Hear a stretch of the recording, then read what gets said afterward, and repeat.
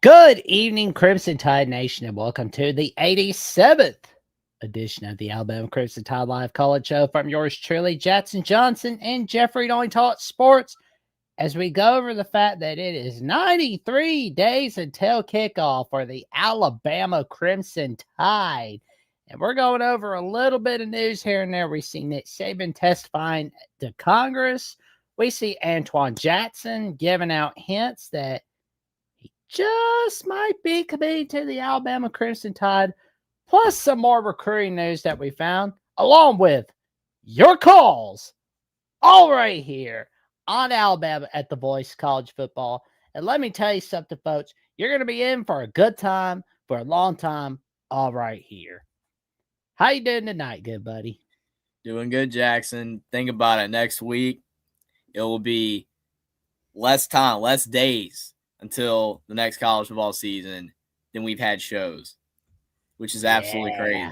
Next week will be the 88th edition of the college show. It'll only be 86 days away to the college football season. So that's a cool thing right there. And we're getting so close, man. I mean, again, time flies if you really think about it. I mean, there's still so many sports going on right now with college baseball, the Stanley Cup, the NBA Finals, which definitely all the lines for those series and games are on FanDuel, which definitely appreciate the sponsor of the show. And I mean, you think about it again, like we still a lot of stuff going on. The UFL's still on too, and all of this is going to go away soon. But you still have baseball. You still got like TBT, the basketball tournament will be on later on in the summer. But then right after that, NFL preseason, and then college, like fall camp, and then the season's back. So I don't know about you, man. I'm telling you, like it feels like with each passing year, the off season it feels shorter for all sports. Right. It just feels short. I mean, it's like the cop for obviously, if Alabama wins a national championship and Indiana winning a national championship, it kind of put me on cloud nine, right? So it's like, think about it. Indiana fans, and for me, for those Indiana fans especially, like winning a national championship, it felt like it just happened.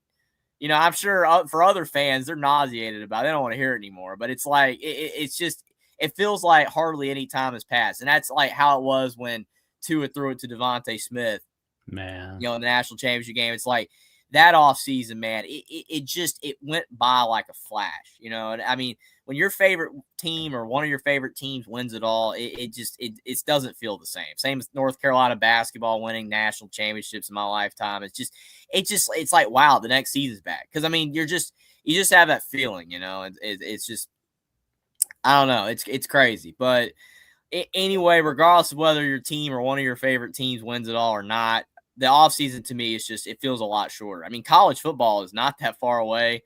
I mean, you've already got, people doing top 25 lists and, breaking stuff down, coaching hots. I'm seeing more and more stuff for college football online. People are talking about it. Already 2027 NFL draft coverage, and like predictions. So it's going to be fun, man. I can't wait to get back into the season. But for now, we've got some baseball lines. Oh, for sure. Yeah, because like the over-unders I'm going ahead looking at is Cal Poly, West Virginia, Arkansas, Little Rock against Troy, Ole Miss, and Auburn. Personally, I'll go with Ole Miss over Auburn because, well, obvious reasons. And West Virginia. Oh, yeah. West Virginia, Cal Poly, that's going to be a good one. Although Cal Poly is third in the nation with doubles per game. But the thing is, they're waiting on West Virginia to screw up. But I don't think that's going to end well for them. I'm going to go with the Mountaineers on this one. And you said you're going North Carolina over the USC Trojans, Jeffrey? I guess. I mean, I can't say, confidently because truthfully, I've not watched much of any of these teams, including North Carolina. I got to watch North Carolina baseball more.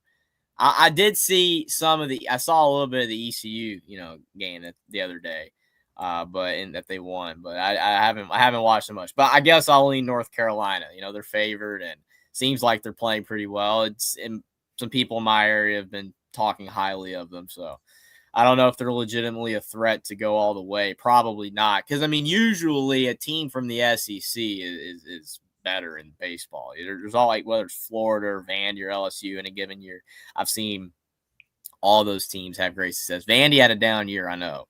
But yeah, so it's gonna be interesting. I mean, I would agree on West Virginia. I mean, nothing against Cal Poly, but you would think West Virginia would get it done.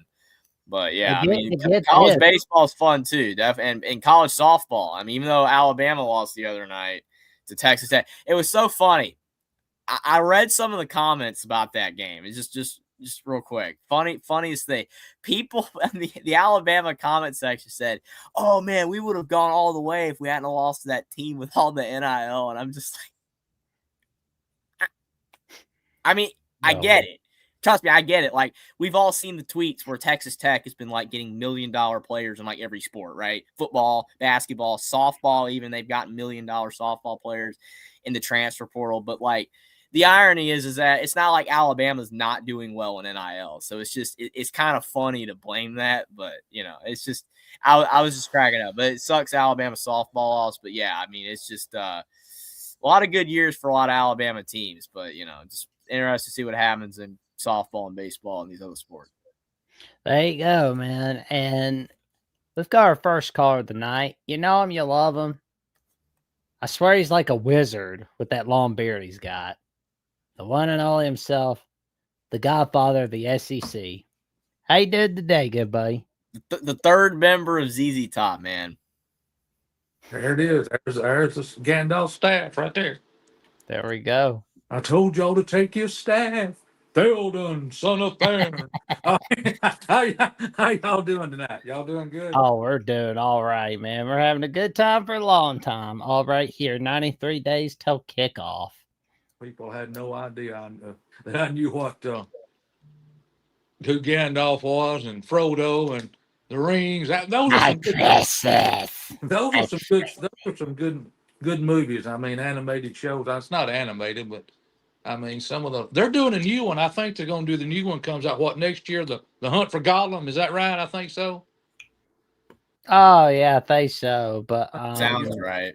I know everything's getting like remakes and sequels and prequels, and you know, that'll be good. It's a lot of stuff coming out, you know. So I mean, some of it's really good, some of it's not great. So hopefully it'll be very good. A lot of modern sequels and movies, they've been very hit or miss. You know, like I can't say that they're all bad. Like it's a cop outs thing to say like, okay, every new movie's bad. You know, no. They're not. There are some good new movies being made, but a lot of them are just. It does feel like a lack of creativity.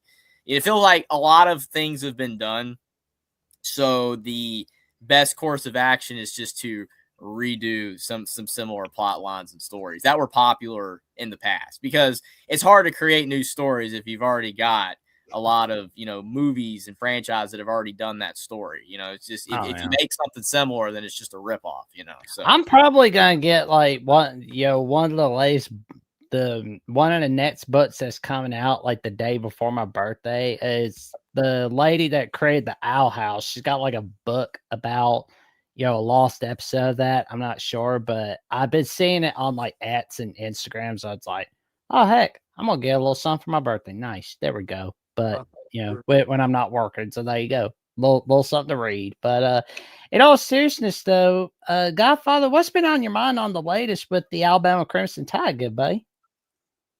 You know who's been to Washington? Nick Saban. He must be the Mr. Saban goes to Washington. Yeah, he must be I guess make a movie. Is he the ambassador of college football? I guess without the title, or has somebody branded him? They just ain't gonna give him the title, or it kind of. I mean, it feels like unofficial because I mean, I don't think anybody's gonna say it's Greg Sankey or something like that, or whoever's the NCAA leader. I mean, that's cycled through some. Who is the? Do you know who the current NCAA CEO is right now, Jackson? I know that it was that guy that was like a senator at one point. Yeah, I think it's like Charles Baker, I believe. So he still is because I know that he got it a few years ago, but I didn't know if he still was. Yeah, Yeah, he's still the president of the Okay, so he NCAA. hasn't left yet. So Charlie Baker, Greg Sankey, I don't think people think it's those guys. I mean, the thing with Nick Saban is that he's got clout, because he, greatest head coach of all time, pretty much undeniable. Like everybody agrees with that. Yeah. And, and he knows a lot about football, obviously. And he's, like I said, he's got clout and pull, and he's smart. I mean, it's not like, he knows football. I mean, I will say he did not do a good job picking Indiana last year in College Game Day because he picked against them every time. But everybody else did except Pat McAfee, so I'll give him a pass there. But Nick Saban does know a lot about college football. It's just no one's doing anything. It kind of feels like if you look at historical context, like in America, how like leading up to the Civil War, a lot of presidents that were in office were dodging a lot of the political issues at the time. It just didn't know what to do. So it kept building and building and building, and then it boiled over. And then Abraham Lincoln was actually trying to achieve, progress.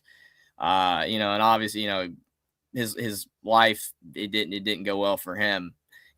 Rest in peace to Abraham Lincoln 150 plus years ago. But again, it's like, Nick Saban, at least from my minimal knowledge that I know, is trying to do something.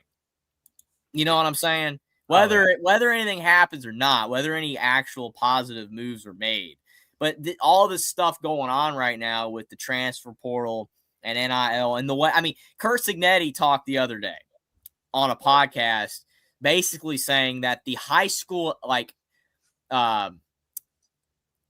basically the barometer for how expensive a player costs in high school now, like a 5-star player, a 4-star player that you're trying to recruit, has more than tripled in a year. So it's only going up. Like the value, kind of like how housing prices have gone up like more than double in the last 10 years. It's These players are their value is going up double and triple and quadruple every year, and it's not sustainable. It's completely not sustainable. I mean, what are you going to do when Ohio State's 2030 roster cost $120 million, and then in 2040 it costs $200 million? You see the slope. It just the can goes down the road, and it just doesn't stop. So, well, I want to go ahead and Nick play Saban this. is at least trying to figure out whether anything pans out or not to try to stop this thing from getting more out of hand.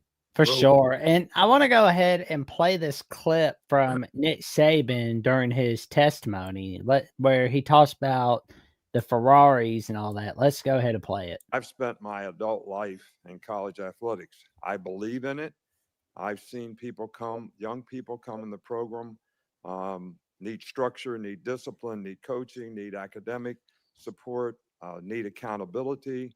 And I've seen them leave with a degree, a career, a family, and a better chance to be successful in life. I think the current system that we have in college athletics right now makes it more and more difficult to do these things. We've moved away from development to focusing on money and not life skills. So to put this in perspective, if you had the biggest, baddest Ferrari that you could ever have, and it was going 150 miles an hour toward the Grand Canyon, somebody needs to tap the brakes. And I think that's what we all need to do here. And I'm going to veer a little away from my testimony and just give you some examples of, things that I think people may not know that are happening in college football that are huge problems. First of all, I think student athletes should profit from name, image, and likeness as long as those things are authentic endorsements. They create branding for themselves. They sign with the company. They do promotions. I think these things are all healthy for their education as well as their quality of life. I think name, image, and likeness has become pay for play. I said 5 or 6 years ago when a school that I'm not going to mention who didn't do anything wrong had what is called a collective. A collective is an organization that raises money basically from alumni to be able to pay players and disguise it as marketing opportunities. When a school did that, the first school that did it, I said, is this what we want college football to become? And I got really criticized for that. But it has become that. And it's become pay for play. And we've also extended the opportunities now to funnel money from operations, which come to the universities as marketing opportunities from the university standpoint, to funnel that money out of operations into paying players. Yeah. So now if you take that $20 million or whatever it is, you could fund 5 or 6 Olympic and women's sports. So these are things that I think need to be addressed. And I think this bill takes a big step forward in doing that. Oh man, what did you guys think of it?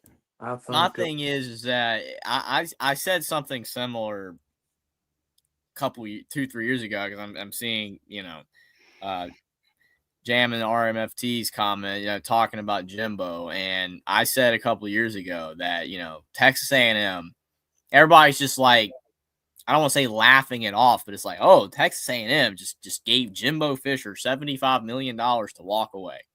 And it's like, yeah, that's great for Jimbo. And it is laughable. Yeah. But that's $75 million that went for nothing. It wasn't earned. It's just given to get rid of somebody that you made the mistake of giving that massive of a contract that he wasn't worth because you fired him for underperforming as a coach. That you talk about $20 million for Olympic sports and like stuff like that. The lesser watch sports that don't make as much, that aren't as profitable, and that's great. But think about $75 million. Still is a lot of money. I know a lot of people say it's valuing of currency these days, but that's a lot of freaking money. It's like you can use that money for a lot of quality things, that could enhance not only NCAA and college sports, professional sport, whatever, but other aspects of life, and it's just, you're just throwing it away because you can. Yeah. And that's just, it feels like almost more what's worse than players getting these massive contracts that haven't even earned it or deserved it. It's just that you're throwing the money away. Like, I know that the NCAA in college sports has become worth a lot of money. It is worth a lot of money now.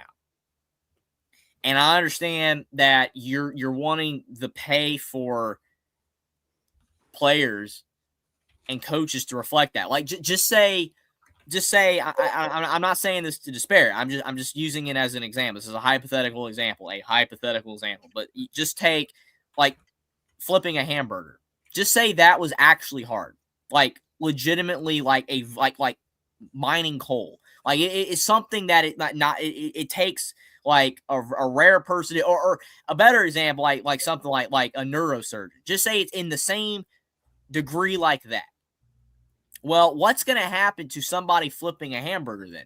Their pay is going to reflect that, because it is something that is very hard to do. It is something that either takes a lot of physical labor or a lot of mental capacity to do. It's so difficult. So now fast food places and restaurants, what are you going to do? Because of the fact that literally now that job, it's hard. See, this is unrealistic, because the way that fast food and places and like set up in reality is that those jobs are lower paying. So it's just, that's the way it's structured. But you're taking players and you're taking coaches and you're inflating the value of their worth year over year, double and triple every single year, because the NCAA and college sports is so profitable. And that makes sense, but sometimes that value, artificial value, increases faster than the worth increases. And that's where we're at, and no one's saying that. These teams and these coaches and these players are getting paid a lot more than their value for the NCAA.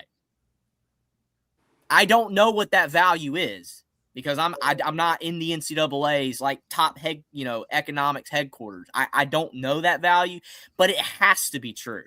because you can't tell me that the NCAA's entire worth is tripling per year. But that's what these players are getting paid, the big time players. Double and triple, it's going up every year. Because we heard like 3 years ago, it was like $20 million rosters, 15. It's reaching $50 million rosters, and it's not slowing down.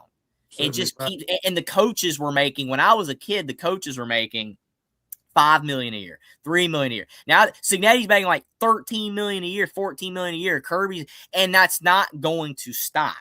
That's going to continue going up. And I understand as long as time has gone on, that people get paid more and more, even at jobs like working at McDonald's. People at McDonald's make $15 an hour now, whereas back in the 1970s, they made $2.50 an hour. So things go up. Things have been going up forever, but they're going up at a slower rate.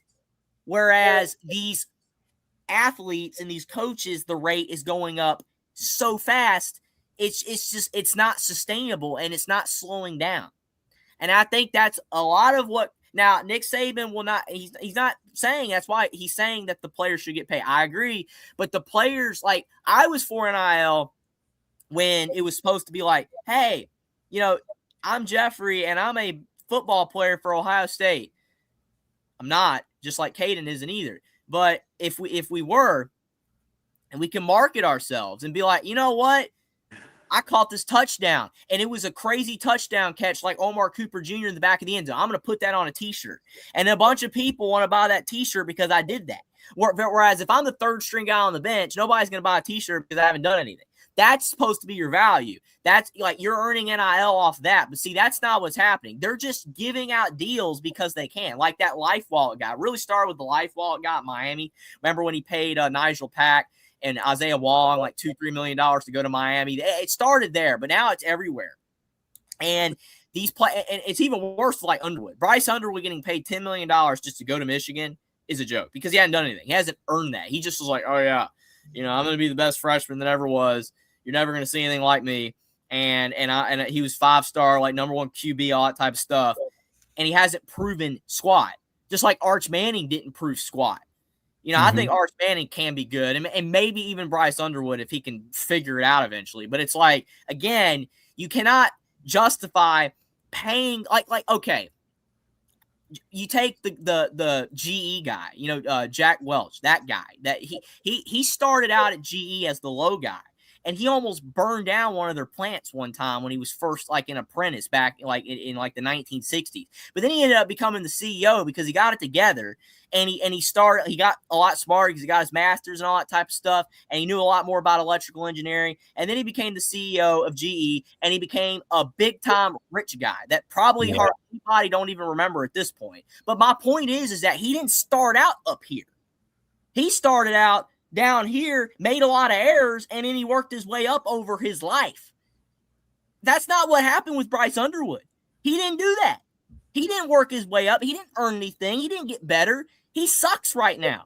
And that's not to say that he won't be good eventually. He could be good eventually, and I hope he does. But right now he sucks, and he's not worth what he's worth. He's not worth whatever the worth that people are saying that he's worth. He's not worth that. I don't even care what your artificial worth is. I don't care. You're not worth that because you didn't do anything to earn anything. You didn't. But like I said, I respect Nick Saban. Whether he's right or wrong on all of what he's saying needs to be done.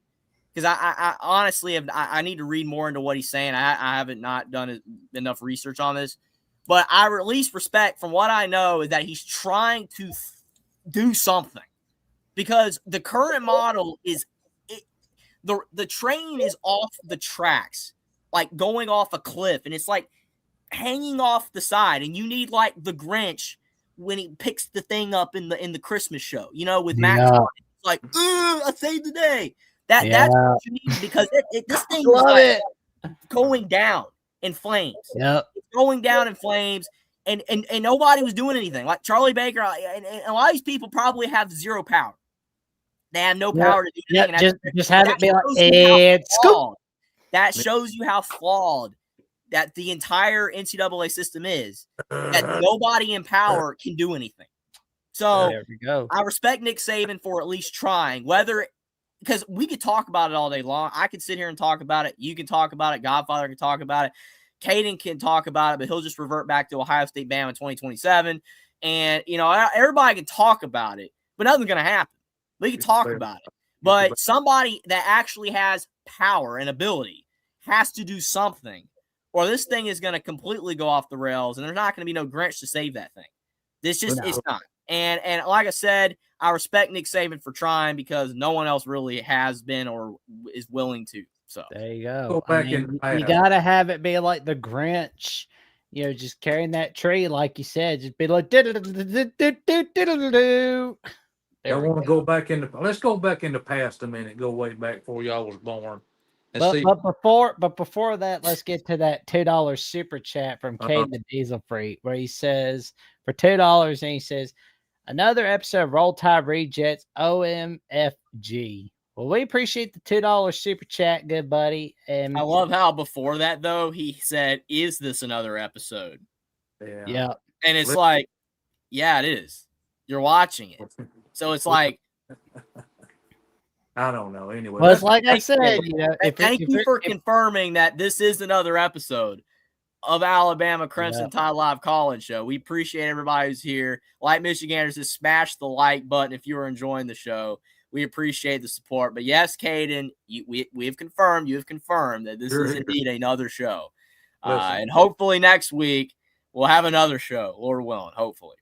We will. We've got another exciting show for you guys. It's gonna be awesome. We gotta have Caden's confirmation though. Can't be done without Caden's confirmation. Oh man, and I'm gonna tell you right now, it's gonna be a wild ride. And we're already at 3,200 subs. We're 300 subs away from that magic number. 3,500 subscribers. 800 subs away from 4,000 subscribers.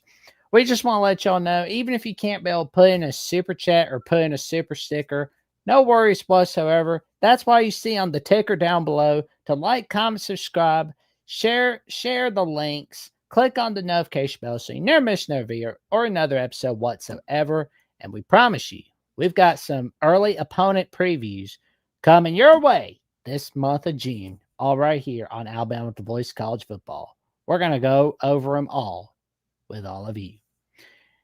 And, if you're going to be saying the F-bomb in the chat, put it in a super chat. It's kind of like your own personal swear jar. So. Yeah, Jackson will read it. He will read it as long as it's something that is readable. Yeah. Like there's only two ways he can't read it. Either it's unintelligible or you pass the point of no return. You said the unthinkable. That So I think Jackson can say that word that you just said to Rough Rider, Kate. He can say that, but you have to put it in a super chat. Put it in a super chat. So there you go. That's the rule for everybody. If you're gonna put those kind of words in the chat, put them in a super chat. It's so funny because Austin said last week, it's like we're promoting him saying, but like he does it already. So it's like, you know what I'm saying? We're not promoting it. He's just doing it. So you like, okay, it's you're kind of like getting the value of your dollar. Yeah. It's like you might as well, like you get the thrill of Jackson reading it, just like it's, I don't know, man. Oh man. Well, anything else you got for us tonight, Godfather? I'll say this and I'm going to get off here. It's 10 o'clock. Let's go back in the past just a little bit with the NCAA. Oh yeah. This is where all this is rooted from. Back in the 80s, they give SMU the death penalty. And here we go through the 90s. Just like Nick Saban said when he was up there in front of Congress and Uncle Fester there from Texas, wearing his cowboy boots. Is up in Sheriff of Nottingham. Sheriff of Nottingham, yeah. The NCAA tried a lot of times to, put these rules into place. And when they did, all they got was lawsuits slammed in their face. Mm-hmm. So people say, well, we got to have somebody to control this. We got to have this. We got to have that. Well, you had it. And they got so damn tired of getting sued and getting their verdicts overturned and serious verdicts. If you go back and look some of them up, dig them up, they let it say, okay, we'll let it go out of control for you. and see what happens. Now, I mean, you're like you said, you got $75 million rosters now. I Yeah, mean, it's just like football. the thing is that both ways don't work No. because we're all old enough. Even me and Jackson are old enough. Like I'm at like the very tail end to remember when the NCAA actually used to punish teams. I was 4 years old when they completely decimated Indiana basketball over Kelvin Sampson's phone calls. They fired him and they gave him a 5-year ban from coaching college basketball. Oh man, And they took all of Indiana's scholarships away. Yeah. And Indiana, that was the day Indiana died. Everybody says it was when Bob Knight got fired in 2000. It was when Kelvin Sampson got fired in 2008 because Kelvin Sampson, he's almost won national championships at Houston. Oh, Man, With I what was Indiana had back in telling- 08, the fan base was man. locked in. Dude, he was bringing in guys like Eric Gordon. Yeah, they definitely probably would have had a natty or two. But Indiana got destroyed. Obviously, you had Reggie Bush and USC before that. You even had Louisville and Rick Pitino in the 2010s. But since then, and what was so bad about it is that some of these schools got punished selectively. They got punished, whereas other schools didn't. Like, I'm a Carolina fan. I live in the state, love UNC, but I admit on the academic thing, the big academic scandal back in the 2000s, that nothing happened. Like Carolina got busted and literally nothing happened. It's like, and then Bill Self every year, like Bill Self. Oh yeah, there was some recruiting violations. We're going to like suspend him for like 3 games against Arkansas, Little Rock, and like whatever, you know what I mean? And then by game 4, when they're playing Kentucky, he's back. Ooh, and it's like, wow, that's such a punishment. Whereas Kelvin Sampson over here got a 5-year ban from coaching college basketball. So, yeah, the problem with the lawsuits and all that is that they pick and choose. Instead of punishing everybody, they punished a few. And then it got to the point where these schools got tired of, like, Indiana just bowed their knee. Indiana was just like, yeah, you can punish us. These other schools fought back. And like you said, Godfather, actually won the lawsuits. And then the NCAA was losing money. So then, like you said, they eventually were just like, all right, we're done. We give up. But now you're in the opposite problem where literally this is like, if you're a fan of like the Rifleman, Gunsmoke, all those wild Western shows, John Wayne movies, this is it. This is your version, except instead of gold rushes and, stealing money from the local bank and stuff like that in the town of 200 people, you're getting $75 million rosters and coaches are making $15 million a year and all this type of stuff. But this is it. This is the wild, wild west of college sports, but it can't last forever. Mm-hmm. Obviously, it's never going to go back to pre-NIL. The players are always going to make money now. And again, I'm not against that because a lot of people are like, Jeffrey's against it. Dude, I'm not against it. If I was an athlete, we all would be happy to be getting contracts and stuff, but the current system can't remain. They can make money, but it's got to be more nuanced in how they make money, and you just can't. These schools can't be throwing away all of this money like they are. Oh, dude, if I was a 19-year-old all over again, I'm getting that kind of money. Now, I would like to have somebody smart in my ear telling me not to do what these Georgia players are doing, though. Like we all would need a very good lesson learned from some individual, like of immense knowledge and wisdom, to say, you know what, I was your age once. I know you want to live it up right now. They need an Uncle Ira. But because trust me, I don't blame some of these players for being so excited. I mean, they're getting Lambos and they're getting these cars and all this money that they've never had before. But it's like, man, dude. I mean, it's like YouTube compilations, watching people. If you see like those compilations where people are crashing into stuff like cars, and people are just doing ridiculous garbage on like that. Is just what these players, some of these players are doing with them. Now that they got money, they're just turning into absolute crazy people. Instead of like driving drunk, just do like something, like play something nasty on your music. That's right. playlist, like Talk Dirty to me. Like play that song. Like that would be much better than Jackson's referencing a Poison song. Yeah. Hey, I mean, it's better than like, Absolutely surprised that you knew that song. oh, I remember hearing it when at my aunt's salon for get my hair done at one point. So it was like, you know, and then I heard like another rendition of that song of the "Baby I'm Worth It." Dun, dun, dun, dun, dun, dun, dun, dun, dun, baby I'm worth it. Dun, dun, dun, dun, dun, dun, dun, dun, dun. Yeah, the other Poison song, the a little later in the 80s was "Nothing But a Good Time." Oh Yeah, that song right there, man. Like that's just what everybody's doing right now. All these players, man, is just looking for nothing but a good time, you know? Woo! Too bad it's not for a long time, though, like you would say. 1999, baby. Oh, man. I got to get out of here. I gotta go. I'm getting out of here before Caden strikes, before lightning strikes. I'll catch you. Well, we're going to have Alabama Richie next on the lineup. Alabama Richie's next. He's ready to go. Caden's not next. Caden's not next. Caden's not here. Go, Caden. I gotta get. I gotta get out here, guys. And like the Minions. Hey, man, that's something that will never die. It seems. I mean, you can never say never. Like all franchise, right, have died, but man, like some of these long running ones, Scooby Doo, Tom, the Minions are entering that realm. 15 plus years now. Like 4 main movies. I think fifth one's eventually going to be around, or have they done a fifth one? I don't even know. And then all the Minions ones, and then King Bob, dude, never ends, never ends, man. Toy Story 5's coming out. If anybody cares, Toy Story 5, the perfect trilogy. Perfect trilogy, couldn't end it. Whatever. All I know is sequels, man. They're just gonna keep Don coming. Rickles is dead. There's no point in having another Toy Story. Dude, it's not about that, man. They'll try to continue without Tim Allen and Tom Hanks, probably. I don't give a rat. I mean, like Tom can't. Like the SpongeBob ones are holding on. Are they going to continue without the SpongeBob voice actors? I mean, some of them are really, really old now. I mean, but they're still doing it.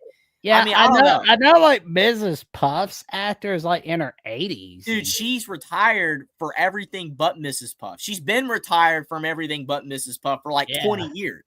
Like, that's the only role she has is Mrs. Puff. She's like almost 90. I mean, it's crazy. Oh, that SpongeBob money's gonna be great for her grandkids. I know that. All I know is that I can just imagine when Steven Hillenburg back in 2004 was like, "All right, the movie's out. I want to end this thing," and Nickelodeon was like, "No, we got to continue." The voice actors were probably like, "Yeah, let's go." You know, I mean, think about it. It's almost like a blessing and a curse. Like, dude, you've had the same role for like 30 years now, almost. Same character, like you've got constant money coming in, but dude, you're voicing the same character. I mean, all I know is that at least the SpongeBob ones overall, they still do a remarkable job. They still sound very good. I mean, obviously Tom Kenny can't reach the high pitches of SpongeBob's vocal range like earlier in his career, but he sounds a lot better than Julie Kavner that voices Marge Simpson. No offense to Julie Kavner, because her voice for Marge was fantastic in the 80s and 90s, but last 10 seasons or so, dude, it's almost like hearing Shaquille O'Neal. Like, Shaquille O'Neal, dude, I got to turn the TV up to like 80 to hear him. You know what I'm saying? Like, you got Barkley and Ernie and Kenny the Jet, and I can hear them, but the Shaq's like, dude, I can't even hear you, man. Like, I got to turn up the TV. So, I mean... But I mean, like Marge Simpson, though, great voice actor, but man, like you reach a point where you struggle to do it, you know? Yeah, like honestly, like for me, I would just do what like the guy that created Gravity Falls did when he was like, okay, I'm doing 2-3 seasons of Gravity Falls. That's it. I'm not messing. Do not mess with it. Do not. I will say though, 2 things. I'm not disagreeing with you, but I know we got to get back to Bama stuff. But this topic is interesting to me too. I'm with you. Animation, love it. But the thing with you got to admit, at least with the Disney shows, outside of Phineas and Ferb, outlier, and even Phineas and Ferb, really it lasted 4 seasons originally, and it was 8 years, but they dragged out the episodes. Most of the Disney Channel shows only lasted like 3 seasons. Like OG Right. DuckTales was like 3 seasons. Chippendale Yeah. Rescue Rangers was only 2 seasons. Like Darkwing Duck, Tailspin, Goof Troop, all those old classic 80s, 90s. Adventures of Gummy Bears in the mid 80s, which that's a really classic pull. All those shows did not last long. Kim Possible didn't last that long. All those shows did not last that long. So that's just kind of Disney's MO, like the Owl House that you really like, Jackson. Amphibia. Those Yeah, they shows actually never lasted. wanted to do like a full third Yeah. season, but then Disney was like, no, this ain't Disney brand. I was like, okay, that was a dumb So, move on their I don't part. think that Disney would have really had it in their heart's content to extend Gravity Falls, even though the show was very popular. And I've seen it, not a lot. I haven't seen the whole show, but it is good. It is very good. Oh, but yeah. my point though is that with SpongeBob, like Hillenburg really actually wanted to end the show, but Nickelodeon was like no, and he was just like, okay, I'm not gonna fight this thing. You know, like if you want to do what you want, but again, it's just Nickelodeon's a different thing. Like Nickelodeon with the Fairly Odd Parents, SpongeBob, now the Loud House, I guess they just drag them out. You know what I Like, mean? for Whereas me- Disney did. Disney has Yeah. never really done that. Oh yeah, like for me, like on anything with I Career have heard Club the as a Gummy Bear whole. song, Austin. I Oh, have yeah. heard. I've heard all the theme songs for those shows. Alabama. Yes. Alabama, Richie, here you go, baby. I got to get off here, guys. Y'all be safe. All righty, man. We'll be seeing next Thursday, good buddy. Catch y'all next Thursday night. Good Lord's willing there. Y'all be safe, okay? We'll be seeing you soon, man. Bye. Have a good one, Godfather. We appreciate it. Oh man, but yeah, I will say though, where it's like for me personally, I would not want to jump the shark. Like if it looks like I'm on too long, I wouldn't want to bore everybody. I would not want to turn myself into like a Simpsons or a SpongeBob where it's like I'm on too long. Like I want to like do what like Seinfeld did or do what like Andy Taylor or Andy Griffith did, where he's just like go out on top. Well, Andy Griffith is a little outlier because the original 5-season run with Don Knotts and Black and White, 1960 to 65, is goated, right? Then the 65 to 68 color, it's fine. Well, yeah, but and then Mayberry RFD. If anybody remembers Mayberry RFD, which again, why do I know this? MeTV, but whatever. Mayberry RFD, not great, but it's still not bad though, right? But to your point though, I mean, it never got awful. My thing is though, is that it depends on the type of show that it is. Obviously, when you look at, I remember Total Drama Island. Again, every show you guys are saying, I remember. But the thing is, like Gravity Falls was a show that had, you know, it had a storyline. You know what I mean? It wasn't like episodic.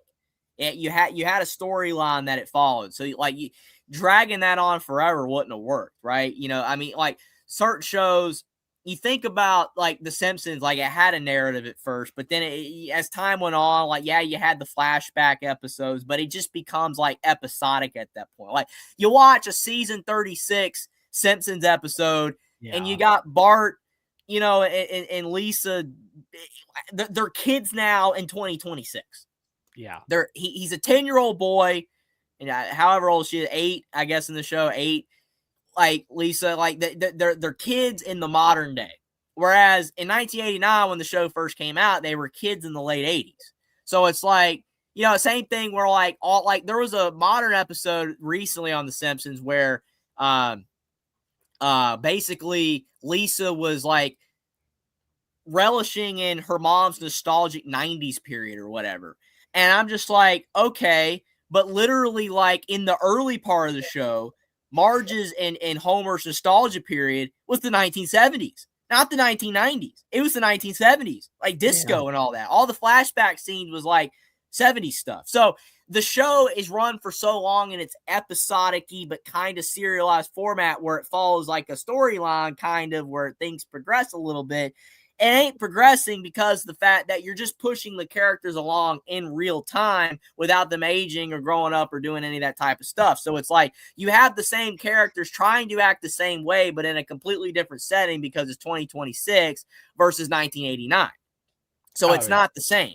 like so at least SpongeBob kind of is different because they didn't like you watch an old SpongeBob episode and a new one, and it is all goofy humor. The writing was better, obviously, and stuff in the early seasons, but they didn't really incorporate a lot of real world stuff. Like an early Simpsons episode has Homer singing Domo Arigato, Mr. Roboto from Styx, but then like a modern episode would have some modern artists that I don't care about. But my point is that again, like the Simpsons kind of follows like real world like songs and references. SpongeBob doesn't really do that, so like SpongeBob kind of works better in that way. But Family Guy's literally its entire point was cutaway jokes and making jokes. I mean, there was an old episode where they talked about Conway Twitty, so it's like and nobody. That's how I first knew about Conway Twitty. So. Like Again, every show's different. So yeah, because I mean, it's like that's how I know about like some of the like historical people where it's like, where it's like every time I hear about a person or like a movie or something like that from like a current show or like a show I had watched like 10, 20 years ago, I'm just like, okay, I'm looking it up on the computer, phone, everything, and 100% Michigander, Gravity Falls, man. It was a shame that it ended, but. You know what? It's like, but it ended on top though. Know, like regular show's an interesting one for me because I've watched the entirety of that show and I've seen the lost tapes, the new episodes that are coming out. The entire show has never been bad. Like the later seasons weren't bad, but still the first 3 to 4 seasons of regular show were better than the later season. It's just most shows peak after like 3 seasons. They just do. You know what I mean? Like that's why a lot of people say Family Guy should have stayed canceled. Obviously Family Guy still has its moments. Even the modern stuff, it has its moments. But like classic Family Guy is legitimately better because even though I know the entire point of the show is that he's not a family guy and, like the literal theme song where it's like, all you see, violence in movies, sex and tea, all that type of stuff. It's like, it's basically a parody of what it kind of like, that's really what Married with Children was too. It was an anti-show. It was an anti-family show. It was the antithesis of what a family show like The Wonder Years or Happy Days or whatever was, or Leave It to Beaver. It was the anti-family show. But Family Guy still had heart kind of. Like, Peter wasn't a complete piece of trash in the first 3 seasons, even though he still kind of was. But now every character in Family Guy is irredeemable. They're all now. They all suck. And we got 99. And we got 99-cent super sticker from Kate the days for where he's snoring. Well, we appreciate the 99-cent super sticker, good buddy. And Michigander's talking about his story time with his family about how he and his grandpa love watching fish. For hey, that's a pretty good show, man. I tell you what. And Rick and Morty's best. I won't spoil it too much, but I won't spoil one of the episodes. But Michigander, I'm sure you've seen the episode of Beth and Space Beth having a lot of fun to the point where Jerry basically turns into an insect when he finds out. I won't say the full thing, but I'll let everybody kind of use their imagination for a little bit. As we get to our next caller with Alabama Richie, we are sorry for the long wait, good buddy.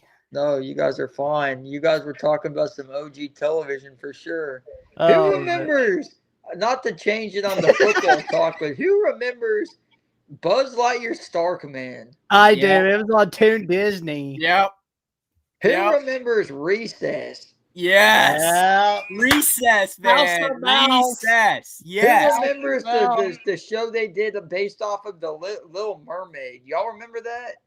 Yeah, I think I remember that one as well. Yeah. And then they also had I feel ashamed here on some of these. I shouldn't know the Gummy Bears theme song. I know Austin, but I do because whatever. American Dragon Jake Long, does that ring a bell? Disney. Brandy and Mr. Whiskers, does that ring a bell? What about Chalk Zone, man? Chalk Zone. Yeah. Rudy's got the chalk. Rudy's got the chalk. And he had that friend that like blue character. Y'all look back at that first episode of Brandy and Mr. Whiskers, especially the one where they're like falling off the plane. Yeah. There's one scene where it looks like that Bugs Bunny cartoon from 1941 where he and the dog are falling off the freaking cliff. Like, I swear, man, it's like somebody on that animation department that day saw that definitely needed to get a raise. Dude. What about fish hooks? Which one? It's called fish hooks. Oh, I've heard of that too. Oh, yeah. I haven't watched much of it, but Dave the I've seen it. Barbarian. Oh, yeah. Dave the Barbarian, dude. Man, when I was a kid, like I saw all like the stuff like Oswald, Bob the Builder, all that type of junk. But then I got older, and then it's like, okay, then I started watching Courage and Foster's Home for Imaginary Friends, Johnny Ed, Bravo, Ed and Eddie, Hey Arnold, Fairly Odd Parents, the classic seasons, not what it became, because bringing up Fairly Odd Parents now is like, oh my god, that show was trash. No, it was not trash. No, you just stop watching the show after like season 5. Channel Chasers, just stop watching after Channel Chasers. I swear to you, if you stop watching after Channel Chasers, just don't care about Poof, don't care about the dog or the girl. no. I'm sorry for people that like those characters, but the one scene in like season 9 where they've got freaking the dad and the fairies and they've got Crocker all in the same scene, and I'm just like, you broke the show. It's just you cannot do this. All I know is I was like 12 years old watching that, and I was like, this is when I knew like kid shows could go bad. That like SpongeBob, they're like, I saw Michigander saying SpongeBob got old. The first 3 seasons will never get old. Ever. The first 3 seasons, you could be 100 years old. If you don't think that's funny, I don't know what to say for you. Oh, we're gonna go ahead and bring on the next person to join us for this party, because we're partying like alley cats on a Saturday. Let's go. Hey, the show's gone a little unhinged. Sorry, but I'll tell you something real quick. June, You know why SpongeBob ended up doing what it did is because it's the same thing with Family Guy and The Simpsons. I'm trying to think of what else was out there too. They did it with the Fairly Odd Parents, but it wasn't as bad or as big. It got bigger than the network. So what ended up happening is they would sell the merchandise, sell the backpacks, Mic check, 1 2. different stuff. So here we go. Check mic 1 2 1 2 3. Y'all got me in the mic. When your show becomes bigger than the network, it can't die. So then you just have to create more content, because instead of making more content because you actually have more ideas, or you have love for the product, you're just making more episodes because. So okay, there we go. Yeah. Oh man. Oh yeah. Somebody got no worries. It's not me. It's definitely not me. But something I can say about, you were telling Godfather about the whole NCAA. Hey, at least we aren't like the Beths that were having a little too much fun on that Saturday night. I'm having fun, but Jackson, that's beyond. So yeah. Y'all said that I'm echoing. Oh man, I don't know who it is. Oh man, it can't be me because I was hearing it whenever I was watching it on the YouTube. Oh man, yeah. Let me see.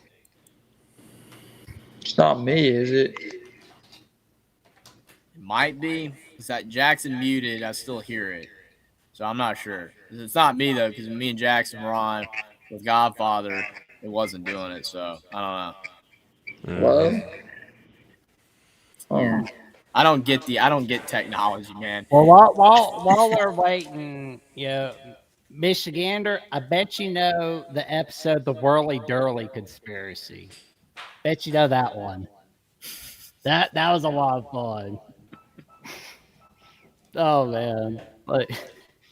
Oh man. Look at those just like, I want to talk football, man. I don't care about these TV shows no more. What is going on? Yeah, dude, it's called reliving childhood, and then like reliving a childhood that was before your childhood, because a lot of the shows I watched came out before I was born. So, oh my gosh. That's funny. That's what it is. That's what this entire segment has been. What the hell, Did I say something funny, Jackson? No, look at Michigander's comment. Oh, okay. I was about to say, I didn't think what I said was that funny. No, it's not that funny. Dude, I don't read the chat all the time. So what did that guy say? What did he say? So he said something in the nature of that when he watched the show, yeah. It got him excited, to put it mildly. Well, I mean, I was trying to say it even milder than that, but I guess that's the best you can do. I mean, man. Oh, What are we doing? Okay. he had a very hard time watching it. That's it. Anyway. So I'm just gonna be put straight up with y'all. It's been a hell of a last 24 hours. I've been excited to finally get back on with y'all. Trust me, it's a kind of a mental break for me at this point in time. I've had to deal with a lot, dealt with a lot in the personal life. So thank you guys for doing what you do. Thank you guys for giving the platform that you guys give so that people like me can come on here, just forget about what happened in the outside world and just kind of for at most 10, 15 minutes, just talk nothing but ball. Absolutely, man. I appreciate your kind words, Lucas. And I mean, I'm glad that we're able to do that because, I mean, that's the main goal of the show. Yeah, you want to, inform people and talk about what's going on, but it's also like have fun. We have fun. And Yeah. we especially on the Thursday show, we goof around a lot. And probably that's a lot on my end. we act like the cat. We act like the cats, basically from the Aristocats, where we're just playing our little. Everybody wants to be a cat, man. I think that should be our goal in the world of sports media is that there's a lot of people, including ourselves, that do go through a lot, that do have some things that come up in our personal life that are going to bring us down and have some moments where you're just not there mentally. But at the end of the day that your job is to entertain people. It's to provide them an outlet where they can just forget about what's going on in their own personal lives and just kind of focus on what you have to say for a little while. And I think that's what should all matter when it comes to the world of sports media. And I'm glad that we as content creators have that platform that we use to inform our viewers. And I think that speaks volumes to not just those that listen to us. I think it speaks volumes for when we look back on it and we think about the impact that we made throughout our sports media careers, if that makes sense. Absolutely. I mean, definitely. I mean, you would like to think that you're making a small difference at the very least. That people do enjoy, listen to what you have to say. Because at the end of the day, I mean, that's the positive into social media. It's just as much of a blessing as it is a curse that everyone has a platform pretty much. Come on.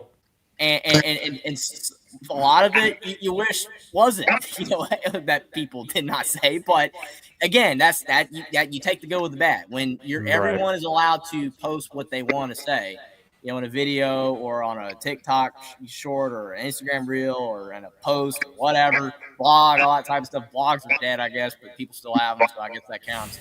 I mean, like, everybody can say what they want pretty much, within rules, and a lot of it ain't good, but a lot of it is. And I mean, and we as the viewer, and the creator have all the freedom to produce what we want to produce, say what we want to say, and you as the viewer can watch whatever you want.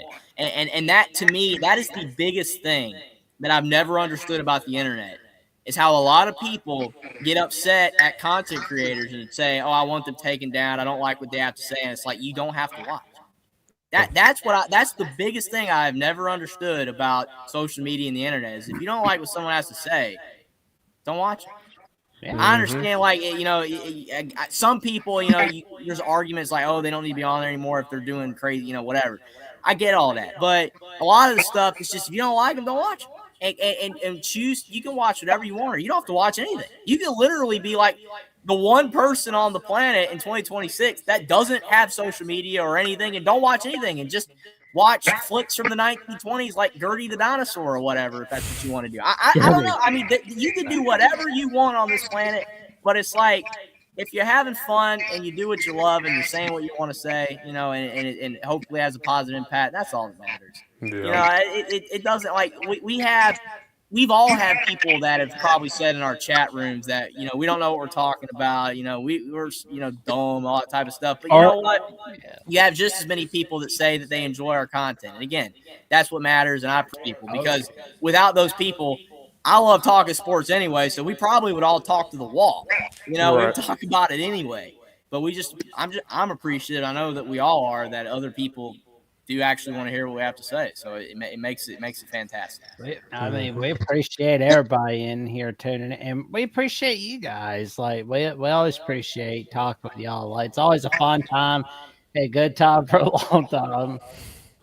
So I can share something too. So Lucas makes a good point, because I hit 10,000 followers on TikTok, right?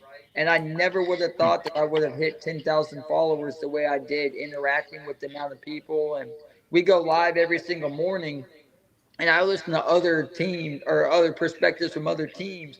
And I tell folks all the time is even though it's the Tide, I still hone it into, I follow it all, because you get people from Clemson in there. We get, West Virginia, we get Georgia, we get Texas Tech, we get Texas, we get Mississippi State.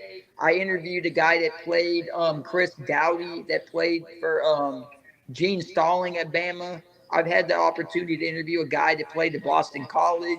We had the backup quarterback, the Drew Messamaker at Oklahoma State on. So I've been able to have a couple deals, and we had UFL's Birmingham Stallions, Mason Brooks, join the chat a couple times to give some thoughts. And then my guy Tony Mandrich, that played with the Green Bay Packers, went to Michigan State also. He's my guy, going to see him in December.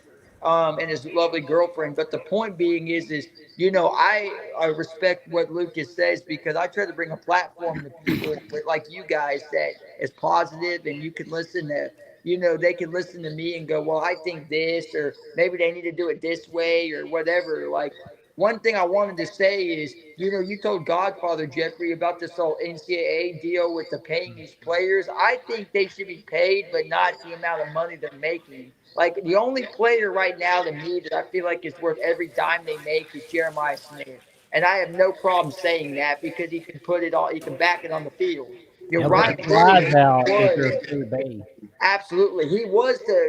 Ryan was the next best receiver to me, but the sophomore slump to me kind of got him to where it's like, I think the comment with Bryce Underwood, he was not worth the money, but I think what they do is they pay out of change, scare, because they're afraid if we don't take a chance on this guy, someone else, because we all know LSU was after Bryce Underwood, and Dave Portnoy came out and paid him X amount of dollars to go to Michigan. Now they're talking about benching him for Bo Schembechler's, I think his great grandson or somebody, if I heard the story right.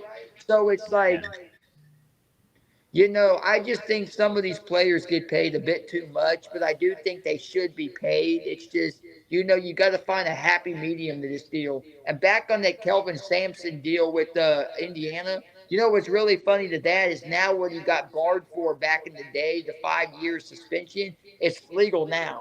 Like the same thing with Will Wade. It's like what they fired Will Wade for at LSU. They were so desperate after Will Wade, they brought him right back. What makes it worse on the Kelvin Sampson thing is that literally they actually reversed that what he did was legal 2 years later. Like, it's not like it became legal 30 years later. Sure. It took 2 years, less than 2 years. And it's like, oh, yeah, it's okay now. Yeah. And a 5-year ban, they didn't just fire Kelvin Sampson. They banned him from coaching college basketball for 5 years. That's just think about that today. I was talking about Pat Fitzgerald didn't even get banned from coaching. He's coaching again. We don't know with the Strom Moore. That's a complete situation. I'll say this in defense of Pat Fitzgerald. I think he got thrown under the bus in a really, really poor way. Yeah. I think that there was a lot more that was going on behind the scenes. And I think that administration knew a lot more than what Pat Fitzgerald knew. And I think that's why they kind of threw him under the bus and made him the scapegoat at the end of the day because of that whole situation. In my opinion, he shouldn't have been fired. I don't think it was right for him. But at the end of the day, he still has a coaching job.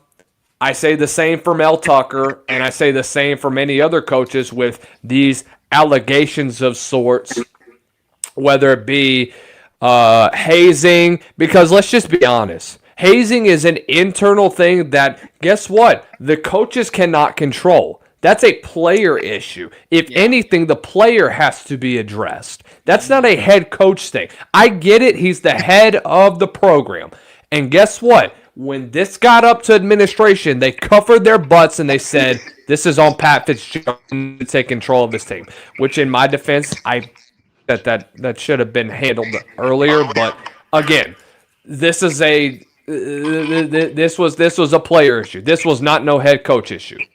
Yeah, and you can make the same case with Kirby at Georgia that it's a player issue. All the players that are getting in trouble with, authorities and stuff like that. I mean, and Kirby's not getting in trouble for the guys that are getting arrested. Yeah, I mean, literally, his team is like falling apart at the seams. I mean, how many guys have gotten arrested since 2020?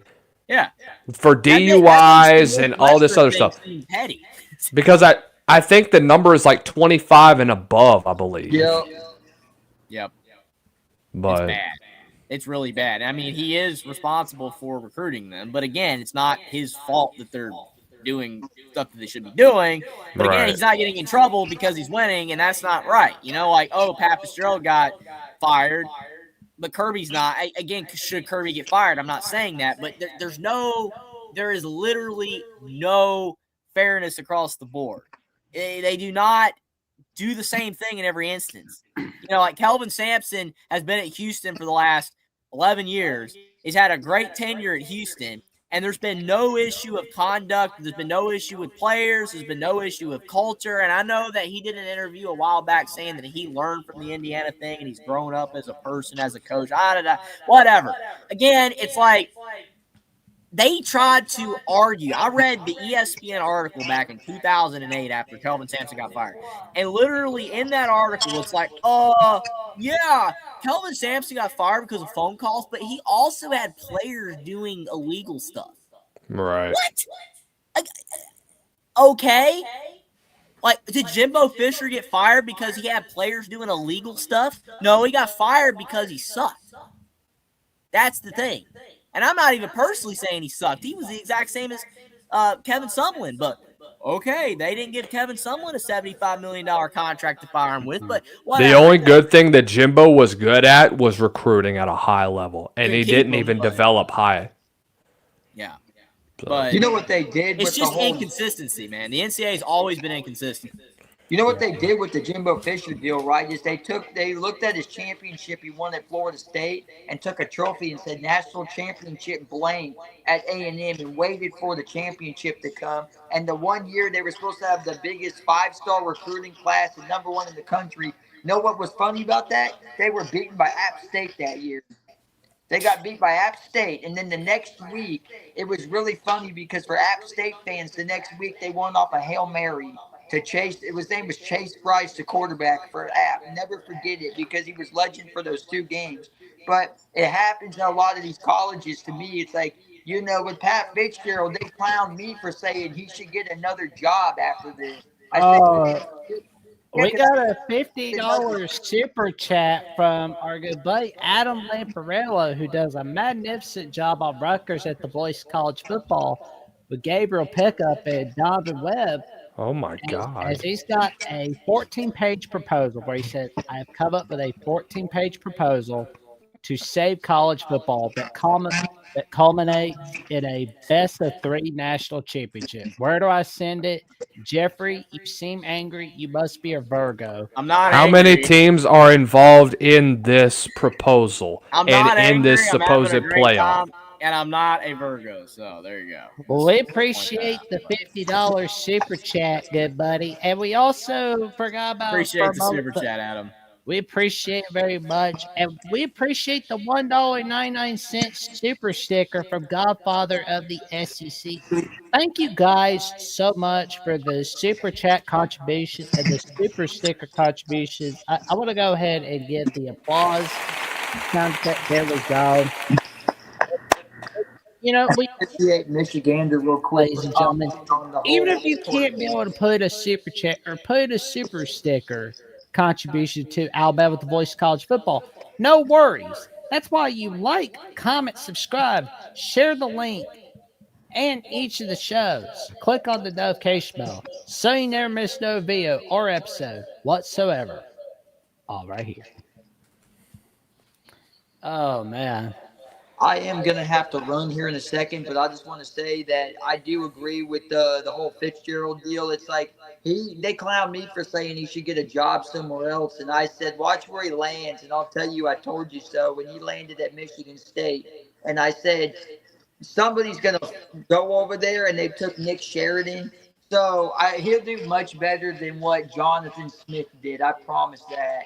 I think he's got more of it in him to get Michigan State back. It's not going to be like Ohio State, Michigan, but it'll definitely be something for sure. I really believe it. I didn't think that was a bit fair. I think, like y'all said, that was just when you're the head of somebody, someone's got to take the blame, and they had him take the blame.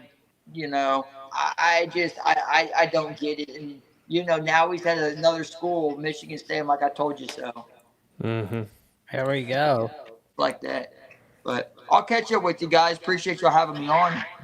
There we go. Yeah, Thanks for coming on, good buddy. Appreciate Yeah, it. thank you guys once again. Like, for real, it's been a very, very not so fun last 24 hours for me. It's been a very tough 24 hours. I'll just be honest with you. But again, I appreciate you guys always. I literally texted Jackson about 2 hours ago. I said, "Hey, y'all got the call-in show tonight?" He said, "Yup." Sent me the link over social media. I said, "Hey, I'm about to join this thing." I mean, you guys are the best. Talking about Rick and Morty at the best having fun. So I thought y'all were talking about SpongeBob, to be honest, man. But we were kind of talking were about just that. going in circles. I mean, it literally was getting to the point where I didn't know what we were talking about, but it was fun. That's funny. There we go. Yeah, we appreciate it, Lucas, and definitely we'll keep you in our thoughts and prayers for sure. I appreciate it, fellas. You never know with anybody. Like you could be grocery shopping and you run into somebody and they could be having a bad day, but a smile and a wave hopefully make it better. So I mean, you never know what we're going through, but you just you hope the best and you keep people in your thoughts. That's. Once brothers of the Voice of College Football, always going to be brothers of the Voice of College Football. Hey, boys, love y'all for real. Y'all are the best. We appreciate all that you guys do. My chat's always open to you guys. Y'all got my social medias. We'll continue to talk. Y'all let me know if y'all need anything. Y'all are the best. We'll see y'all next Thursday. See you soon, good Appreciate it, buddy. Lucas. And we've got Adam Lamparelli. Let me know if you see the link, Adam. Like the link's in the chat. He says top 4 teams in each tier play a 4-team playoff, and in the finals, it is best 2-3 for that tier's national title. 4 tiers, 4 playoffs, 4 national champions. Win the tier 1 being the true national champion. Total games for the season 13. And come on and explain my proposal. Get mad at me. I definitely will listen to it. I mean, it seems very well thought out that you put it together. I mean, I've heard a lot of people talk about a tier system, and I don't completely disagree with some of the ideas of it. I just, again, I don't want to, say old school all that stuff, but I kind of prefer, again, the 90s, the Southwest Conference, the Big 8, the Big East, the Pac-10, but it ain't ever going to happen. So, I mean, I don't know, but we'll keep you for a few minutes, Jeff, because I know you gotta get to bed in a little bit, but we won't keep you up too much. I promise you. And we got the co-host of Rutgers at the Voice of College Football, and he's always a special guest on the Miller's Edge Mondays through Fridays. The one and only himself, Adam Lamparelli. Thank you so much for the kind introduction. Oh, thank you, good buddy. Like you always bring that. I definitely want to hear your proposal here, the full proposal. I would say it, but I'm afraid Jeffrey's going to get mad at me. So, I'll give you a quick summary because I was thinking yesterday when Saban was testifying, lots of people cite problems with the system, but they never actually propose a solution. So the last few months, I've been working on a solution. And here's the brief summary of it. And I sent it to Mark Rogers. Number one, based on the prior year's rankings, there's going to be 4 tiers of college football. Tier 1 is going to consist of teams 1 through 36. Tier 2 is going to consist of teams 37 through 73, and so on through Tier 4. Each tier will have 36 teams, 6 conferences. As such, the regular season will be 5 intra-conference games and 4 out-of-conference games to preserve traditional rivalries, such that you will have a 9-game regular season. And then the teams in each tier, the top 4 teams in each tier, will compete in a playoff, and the finalists in each tier will have a best 2 of 3 series for the national championship.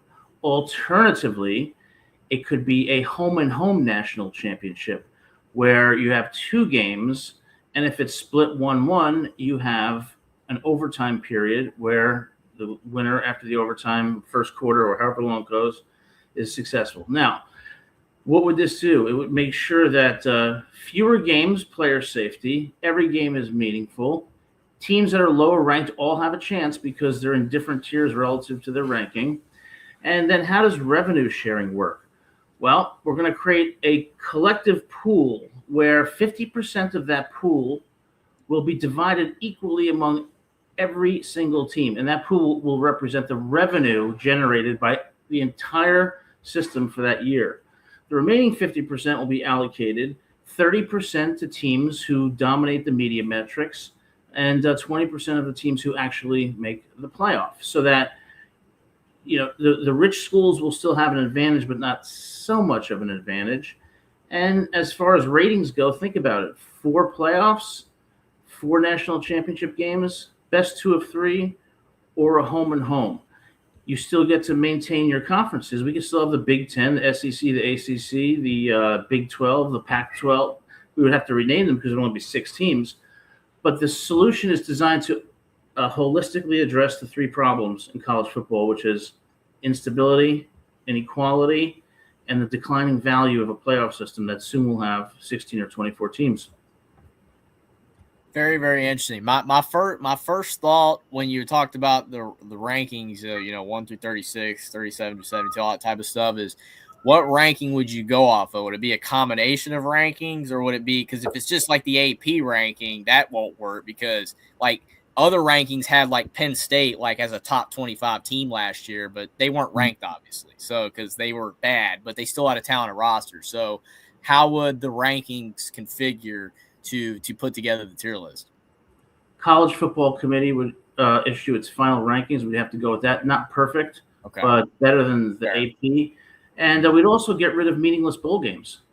Instead of meaningless bowl games, these teams that would be in those meaningless bowl games might actually be in a playoff. And there's one final provision. I call it the promotion and demotion provision. Mm-hmm. In each tier, the bottom 2 teams the next year get demoted to the lower tier. The top 2 teams get promoted to the higher tier. So think about it. Tennessee's playing in Neyland Stadium. They have to win or they get demoted to tier 2. Or a team that is ranked 37 to 73, if they're among the top 2, they get promoted to the. So it allows for upward mobility.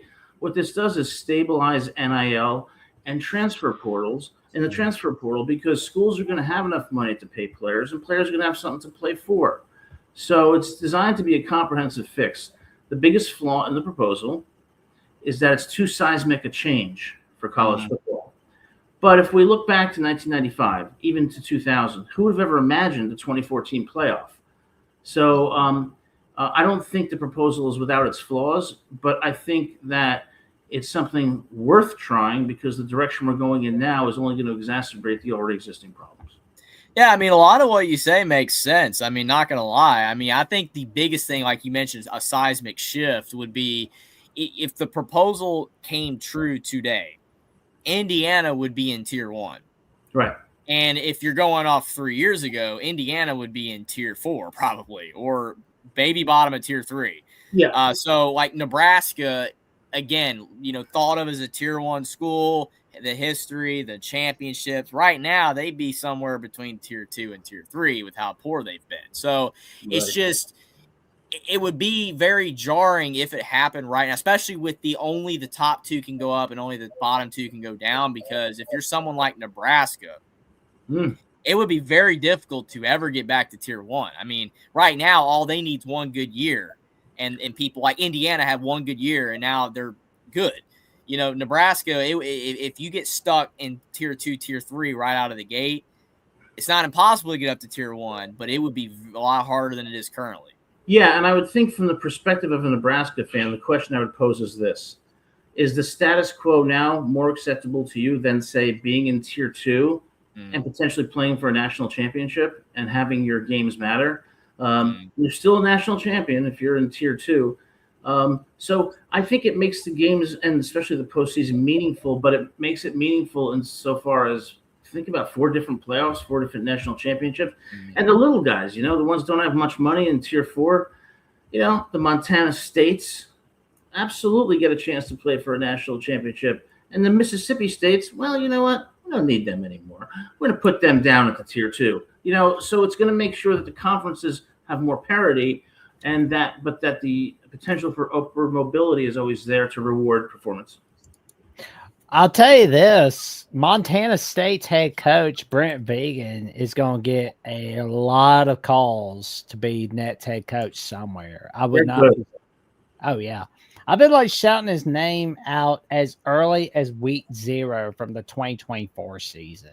Yeah, and guys like him that stick around a while at a smaller school like that before making a move. You think about Kurt Signetti. It's like he sat at James Madison a while. And, he was already in 60s when he got the Indiana job. So it's like you don't have to, be like Danny Sprinkle, if you know who that is, the college basketball coach at Washington, where it's like he was at Eastern Washington or something like that, and then he goes to Utah State for a year, and then he goes to Washington, and now he's stuck at Washington, and they're not good. You know what I mean? And it's like I don't know if Danny Sprinkle's not good, but he was very good at Eastern Washington. I think it was Eastern Washington. It was either Eastern Washington or Portland. He was at a really little school up in Idaho or Washington, something like that. Yeah. But he was at one of those. I think it was Eastern Washington. But then he went to Utah State, had the good year because every coach that goes to Utah State does well for whatever reason in college basketball. And then after that, he goes to Washington. And like I said, Washington basketball is bad, and he has not done anything there. So he's probably going to get fired. Hopefully not. Maybe he turns it around. But right now he's on the track to get fired, and then he's going to have to go back to a tiny school where it's like if you sit at a small school for a while and you get that experience before making your move, it tends to work out more. It's not always the case. Dusty May wasn't at Florida Atlantic that long, and he goes to Michigan. But again, circumstances are different. Sometimes, it's the right situation, or that coach is just good regardless. And this other guy, we thought he was great, but maybe he's just average. But it is really interesting. I don't completely dislike the proposal just because of the fact that we're at a point where anything is feasible. It's the Wild West. I would prefer to go back to the way it was before, with the conferences being set up the way they were. And I would even prefer the BCS or 14 play. I would even still support 14. But the problem is, I just think that the 14 playoff is the root of almost every major problem that we have today. And I felt that back in 2014 when I was 10. I was like, you know what? We're going to get to the point that all that matters is the play. I remember saying this when I was like an 11-year-old. I'm just sitting there like, yeah, we're going to get to a point where all that matters is the playoffs. Because I remember August, college football playoff in December. And it's like, yeah, here we go. It's like all that matters is the playoffs. And it's like if you miss the playoffs, it's like, who cares? No one cares about bowl games. No one cares. No one plays in them anymore. It's just the playoff, unfortunately, whether you like the playoff or not, is the major root of a lot of the problems that we have. I know money and NIL is getting talked, but it's the playoff. Before the playoff, the BCS, it's fun. You had a BCS, national championship game, 2 teams, everybody else, you're even. You might be in the Quick Lane Bowl versus the Orange Bowl, but you both didn't make the 2-team BCS. You're all the same. So deal with it. But when the playoff happened and you open the door for more teams, it's like, okay, man, we got to get 9-3 Alabama in the playoffs. We got to get 9-3 Tennessee in the playoffs. We got, it's just changed the game to the point where we gotta get 8-4 Washington. 8-4 Iowa. We gotta get 8-4 Iowa, which I know if Corey Bradley was here, he'd be going off at me for saying that. But do we need 8-4 Iowa in the playoffs? Sorry, Corey, we do not. We do not need 8-4 Iowa in the playoffs. I don't dislike your Hawkeyes. Oh, man. No, the wave is great, but you should not make the playoffs. We gotta get I you. just disagree with how things have trended, and it's like having 4 different national championship games. It's like the equivalent of having the FCS playoffs, and then you have the Division II and then the Division III. So it's like you're just creating more tiers off that. I mean, it's not a bad theory. It's just I think that because we've been so ingrained for so long, FBS, FCS. See, the difference, you're going to have to take it where people's mindsets are. Instead of it being FBS, FCS, you've got like FBS A, FBS B, C, and D. Because literally that's what it is. Because like right now we have it in our minds, even though it's foolish and it's impossible. Well, I think every single team in the FBS has the same legitimate shot to win a national championship, including Tulane, but they don't. They don't. But that's the theory because they all play in the same division or system, the FBS. You know what I mean? Whatever you want to call that, the FBS division of college football, whereas the FCS, all those teams play in that. You know what I mean? So it would completely change the thinking where you would have to think of it from an FBS A, B, C, and D because you're no longer a part of the entire FBS anymore. You're right. And I think, if I could use a phrase, I say you can't put lipstick on a pig. What I mean by that is you cannot repair something that is fundamentally broken. And that's what they're trying to do with the 2014 playoff. But what they're really doing is something similar to what I'm proposing. They're just doing it the wrong way. They're trying to expand accessibility to the playoff, but what they're doing is ensuring that these teams, nonetheless, if they're in the playoff, will have no chance of winning. The tier system introduces a bit more equality. And in addition to that, we're going to stop with this this travel here. Like next year, USC has to fly to New Jersey to Rutgers to play Rutgers. I went to USC, and I grew up in New Jersey, and I have flown that route a million times. It's miserable, and it's boring. The last time when I was a senior, I was on it. I watched Rocky 2 twice to get to New Jersey. I wanted to kill Sylvester Stallone by the time I got off the plane. And this is the problem. It's like, if my proposal is flawed, so be it. But the best is sometimes the enemy of the good, and I think it's something maybe worth trying rather than trying to fix what can't be fixed. Yeah, because again, like the only way to fix the current way is to get rid of the playoff, but they're not going to do that. It's just it's not going to happen. It don't matter. The minority of people that feel the way I do, which I'm probably one of the younger ones that do feel that way. Like, hey, I'd rather go back. I don't feel like there's a minority that feel the way you do. I think there's a silent majority. Let me ask you a question, Jackson. How come if there is a silent majority of people that do feel the way I do, then why does that not matter at all? Because they're afraid if they speak their mind, they don't want to be the ones that go against the majority. There was nothing wrong with the BCS format. No, I mean, literally, you made the national championship game if you were in the top 2, and everyone else got a complimentary prize of a bowl game of differing level of quality. You know, Poinsetta Bowl versus Orange Bowl. You know, Quick Lane Bowl, or the Sun Bowl. I mean, you had all these, and it was so fun. I mean, something like I've got the 08, NCAA college game, man. It's so cool, like seeing the different tiers, and they would rank the bowl games, and it was like you were in like the 30th best bowl game, and it's like, man, that's great. And last year's my team was the 32nd bowl game. I got 2 bowl games back. I don't know. It's just it wasn't that bad. No, it wasn't. But for whatever reason, when the 14 playoff happened. And I knew it would, again, as 11-year-old me remembered in 2014, 2015. I'm like, all that's going to matter is the playoffs. And, like, there we go. Yeah. And I know that everybody's argument is, well, college basketball is the 68-team tournament. And NFL. And college football was different. Being different did not mean that it was bad. And I don't think more that you think about it, the BCS system with all the bowl games, there was nothing wrong with it. It literally was nothing wrong with it. I mean, it's The only like, thing that yeah, was you wrong, only had 2 teams that can win a national championship, but we're literally talking now with a potential 2014 playoff that there's still only like 4 or 5 teams that can win a national championship. So it's like, there's no difference. It's the same crap. It's just, instead of you not having a shot to win a national championship because you there can't were a 2-team national championship game if you're the 3rd team. Now you have a 2014 playoff, but you still only have like 4 or 5 teams that even have a legitimate shot to win it all anyway. So you're not changing nothing. It's the same crap. It's just you're giving more teams a chance. For what? Oh, James Madison gets blown out. Oh, Cincinnati. Luke Fickell's got the best G5 team of all time. Now they're in the Power 4. There They were got blown out against Alabama. So that did a whole lot of it doesn't, man. They could have been happy in one of those major bowl games, and they could have had a shot, and it would have been a lot more fun. I remember when Memphis used to make good bowl games. I remember when Boise used to make good bowl games. And you know what? It was fine. It was okay.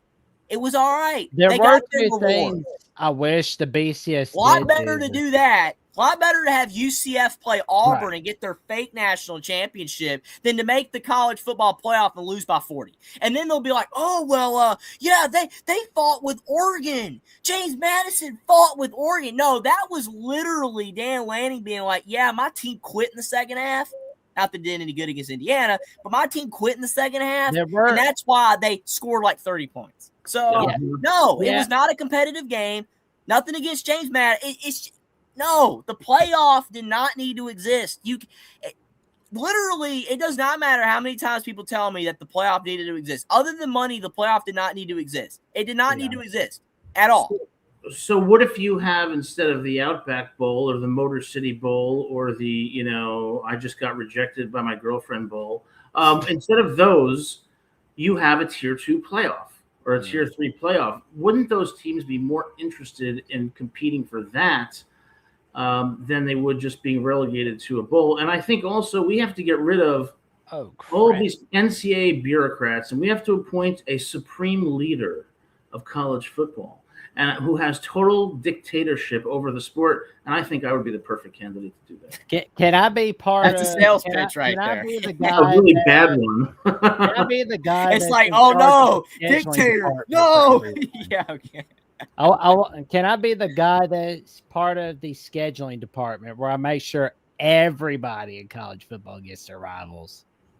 Yeah, I mean, Jackson takes care of rivals. I take care of the nostalgia part where I still bring up how much better it was in the 80s and 90s when I wasn't alive yet. So, but again, my proposal, I will say, though, on your point about the it being better than a bowl game, it is better only if the perception is better for them. Because the perception is everything.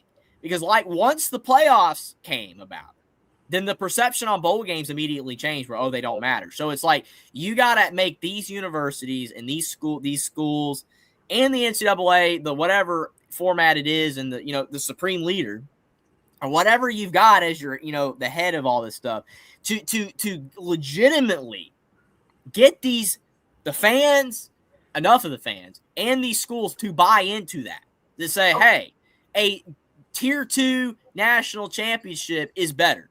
Because a lot of people, because what you're going to have on the internet, like I can just imagine like Nebraska winning the tier 2 national championship. We're blue blood again. We're a blue blood again. We got a tier 2 national championship. You're not. You got a second-rate national championship. It don't matter. You're never going to be tier 1. You're going to get put in tier 1 next year, and then you're going to immediately fall right back out because you know what I mean? So it's like, the discourse online, I can just imagine like a school like Nebraska winning a tier 2 natty. And it's just, again, like the concept's great, but it's like you have to literally get these schools to buy into its legitimacy. And I don't know if that's possible. Well, I would ask our good friends at the JMU, an academic school, if they enjoyed getting on a plane and going to Eugene. Rumors are that they were hoping the plane would divert to San Jose so that they could play San Jose State, because how would it be for James Madison to go to Oregon and get crushed like that? Instead, they're going to a national championship game in tier 2 against the Nebraska or, a very underachieving Iowa team. Oh, there you go, man. Yeah, that's literally what the NIT is in college basketball. Is like, and what the CBI used to be and the CIT that no longer exists because they didn't get any funding. And now you got the Crown that still exists, even though they shrunk it. Yeah. So I mean, like literally, you got those for those type of teams, but it's I still do all wanna under the same ask- format. So I do. I mean, you could theoretically like pull Yeah. something off like that without going fully onto FBS, A, B, C, and D. You could literally just have like the 12-team playoff and then like another playoff and then another playoff, and like everybody just still plays each other, but then you just have like multiple playoffs instead of it being tiered.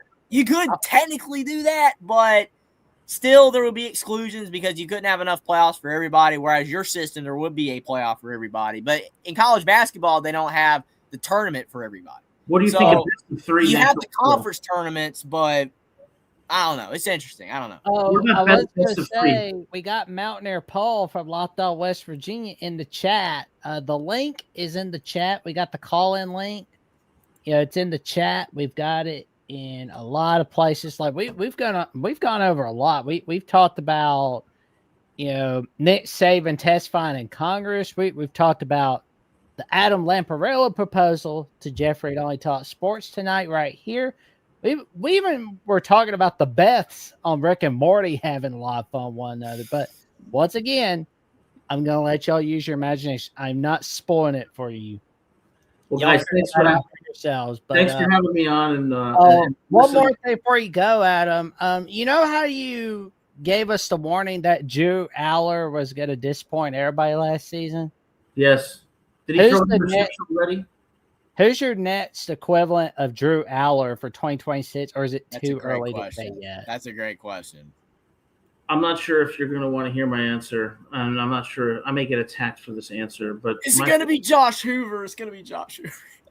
No. I will give you one guess. It's going to shock you. Who will be the underperforming, disappointing player whose stock will go down? He is going to be playing in Eugene, Oregon. Oh, you're talking about Dante Moore. Yes. Ooh. Yeah, the classic should have gone pro when you could, right? I mean, I hope the NIL, man. Oh, man. I'm worried. I hope that's not true, but we'll see. But all right, man. I'm still shocked he ended up doing as good as he did, because I mean, like his early part of his career at UCLA was abysmal, and it's like, I know Oregon's got a lot of talent. I mean, they recruit like crazy. Man. And I said the Jets, Austin. I know the Jets, but he still should have gone pro. He still should have gone pro, but whatever. Again, NIL is so good in college football now that guys literally are staying in college to make $10 million when they could have got a 40 or 50 million, whatever. Again, the Dante Moore goes to Oregon. He sits behind Gabriel, and it's like, and he does well. Yeah. I think he got exposed a bit in the playoffs. But, in his tough games, he wasn't really both Indiana games. He was not good. Now, granted, no one was really good against Indiana, but he was not good. So I don't know. It's a really good guess. Plus, I mean, he's got competition in Dylan Raiola, right? No. I had to throw that one in there. You never know, man. Looking over your shoulders, like, you're gonna take my job. But I mean, I hope he don't. I mean, everybody's saying Arch Manning. Well, I mean, how can Arch Manning really be disappointing, though? He's only disappointing if you let him be. Arch Manning is only disappointing if you bought into the media hype that he was going to be the number. Like, come on. Like, Arch Manning has not been disappointing to me. He hasn't done anything disappointing. Like, Dante Moore legitimately could disappoint because he did have a great season last year. For sure. Well, Adam, that's the only way that you can disappoint is you have to have an elite season followed up by like Shai Gilgeous-Alexander right now. Oh, he's not elite anymore. He's a flopper. Why? Because he just won a title with his guys last year, and then this year they didn't. So now he's falling off, and he's no good anymore. Like, wow, what a take. He's still great. Again, Dante Moore has the potential to disappoint, whereas Arch Manning don't, because Arch Manning hasn't been to the pinnacle yet. Well, Adam, we'll sorry, is that count as a rant too, Steve? I'm just wondering. Sorry. Thanks a lot, guys. Oh, thank you. You have a good one, Adam. I appreciate it. Good to see you both. It's always good to see you, buddy. We'll see you soon. All right. Have a good night. Oh man. I'm sorry if I made you ill, Steve. I'm just asking. Oh man. Well, we got past your bedtime, man. Yeah, I do gotta go. I gotta go soon. But we'll definitely take our next caller real quick. Well, he is the host of Lockdown West Virginia, the inventor and founder of College Sports Insider, and a partner with this man on this channel. And I believe we did a show today with Cody Stovall from Lockdown Oklahoma State talking about some baseball. The one and only himself, Mountaineer Paul. I can't hear anybody for some reason. Am I muted? Nope. We We hear can you hear you. loud and clear. Can you hear us? I can't hear Jackson at all. You have the microphone? Do you have the earphones or no? I don't know if iPhone has headphone jacks. I don't think it does. Uh-oh. Or at least not for the headphone. Let me go out and come back in. I'll be right back. All right, man. Oh man. Well, when we get Mountaineer Paul back on, like, oh man, there's a little trick that'll get like the cat to come out, and that's something I read on Ets. It's like a few months ago when I was like really going on Lockdown West Virginia, and this is what we were doing off air. But the way to get a cat's attention is to go meow, meow. Very interesting. Yep. Works every time. Oh man. All righty. So I guess while we wait, we'll take Cade's call for a little bit.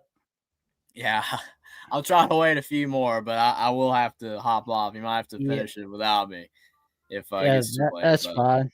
Yo, what's How's up, it going, man? Caden? Here we go. And this is Buckeye hatred. It's fine. Oh man. My Oh, what's up, man? What's up, fellas? What's everybody doing tonight?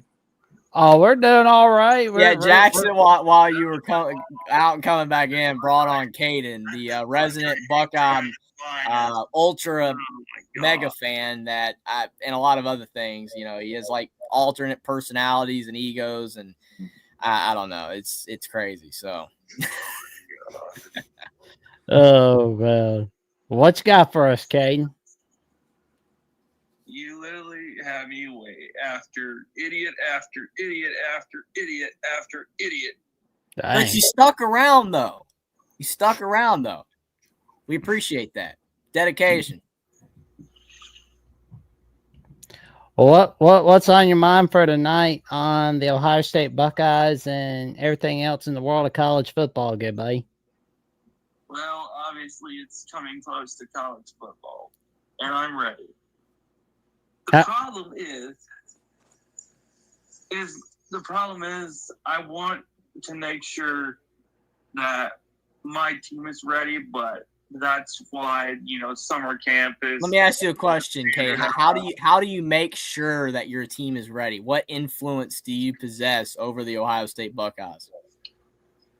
Well, for one, I talked to a player that is currently still on the team, and I get my insight. So, yeah.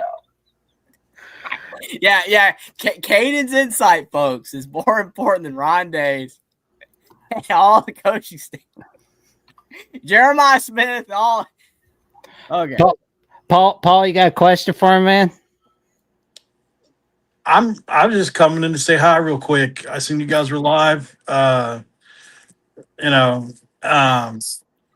it. What's up, Caden? I'm ready for the regionals in the morning. Obviously that's what I'm thinking about. Yeah. Alabama's still in the Cal mix. Poly. Yep, Alabama's still in the mix, obviously, and St. Johnny Jones. Yeah, and I think West Virginia just got a really good draw based on how the regions played out. Now that UCLA lost, you get Cal Poly, and then somehow Georgia Tech loses and Oklahoma wins, and then you see now we're going to play potentially the winner if we beat Cal Poly of Little Rock or somebody Troy. brings my mind, Troy. Yeah. So although I know Troy's a really good team, but so I just feel pretty cool. I feel really good about it. I think West Virginia's in a good spot. Oh man. Well, we appreciate Hopefully the they win. comment, Steve. We appreciate we've been partying like those alley cats for the Aristocats tonight. Like we've been talking a little bit about Nick Saban and Congress. We've been talking about Adam Leporello's playoff proposal. And, I got something on Saban. Huh? I got something on Saban that'll be relevant to this show. Oh, So did you guys see the Adam Brenneman interview where he said that Nick Saban was integral to getting Rich Rod hired at West Virginia? yeah. He was the first call. The first call that Nick Saban made was to Rich Rod to see if he was interested or some of their doubts. Obviously, Rich Rod was already interested, but Nick Saban called him to say, "Hey, you're probably going to get a call from the AD." And I think gave his blessing as well as like Pat McAfee and everybody else. But so I'm like Caden, man. Football season's right around the corner. I'm really, excited to see what the Mountaineers look like this year. They like a lot of teams, they spend a lot of money in certain places. With Rich Rod, it's about the offensive line, obviously, and the running backs and the skill guys, and that's where we invested. So we'll see if it comes to fruition for West Virginia. Well, right now, because it's 12:14 a.m. in Jeffrey's time, Mountaineer Paul's time, and Caden's time. It's now 85 days until week 0. We got a little sound effect representing that. There we go. 85 days till week 0, 90 days till week 1, 91 days till Miami, Stanford, 92 days till we see Bama, Ohio State, West Virginia. We'll be seeing West Virginia on TNT against Coastal Carolina. They're going to show Coastal Carolina that they know drama. And so will Alabama against East Carolina. And we know Ohio State's going to be showing their week 1 opponent some drama right there. And it's 93 days till Louisville, Ole Miss, Washington State, and Notre Dame, Wisconsin. 94 days till Florida State, SMU. Yeah, it's definitely not Jamie Chadwell's Coastal Carolina, so they're much more beatable these days. Correct. Yeah, they definitely. Well, they've just got a new coaching staff and everything, so it's a year 1 deal with them. So we should be the much more talented team this year. Any other year, I would be respectful of them because they could definitely sneak up on a team. But yeah, I mean, obviously our first 2 games are probably going to win, but week 3 is going to be the real test. We know that, and we're excited about it. Virginia is a team that I don't think anybody saw coming last year to win 11 games. So they retained a lot of that too. And they have one of the best players in college football, Cam Robinson. That guy's an absolute monster. That's on a list today of the top 15 freaks list, as well as he's on a top 15 players list. So yeah, he's a monster for Virginia. But that'll be our barometer game this year. So I'm excited about that. What do you guys feel about the first 3? What is it, buddy? Mountaineer Paul, can you hear me? Yeah. Hey, did you also forget the part Jeffrey Jackson were talking Disney and Nickelodeon out of their rear ends earlier? Oh, you missed that part. Like we somehow got into that because there was something about like nostalgia. We were like talking about like old shows all of a sudden. What were you talking about? Animaniacs? Oh yeah. Hello, nurse. What? Jackson watches Ren and Stimpy at night, or Hey Arnold. Oh yeah. Hey Arnold's fantastic. Never be an Oscar. That's always the lesson. Never be an Oscar. Oh man, I was watching that Baby Oscar episode yesterday during breakfast because he's like, "Oh, Susie made me a sandwich. You didn't make me a sandwich." Like, dude, you're a grown man. It's like, God, I hope I'm not like 40 years old and acting like the that. thing is, Jackson, every character on that show is based off like a real person. So there are Oscars out there in the real world.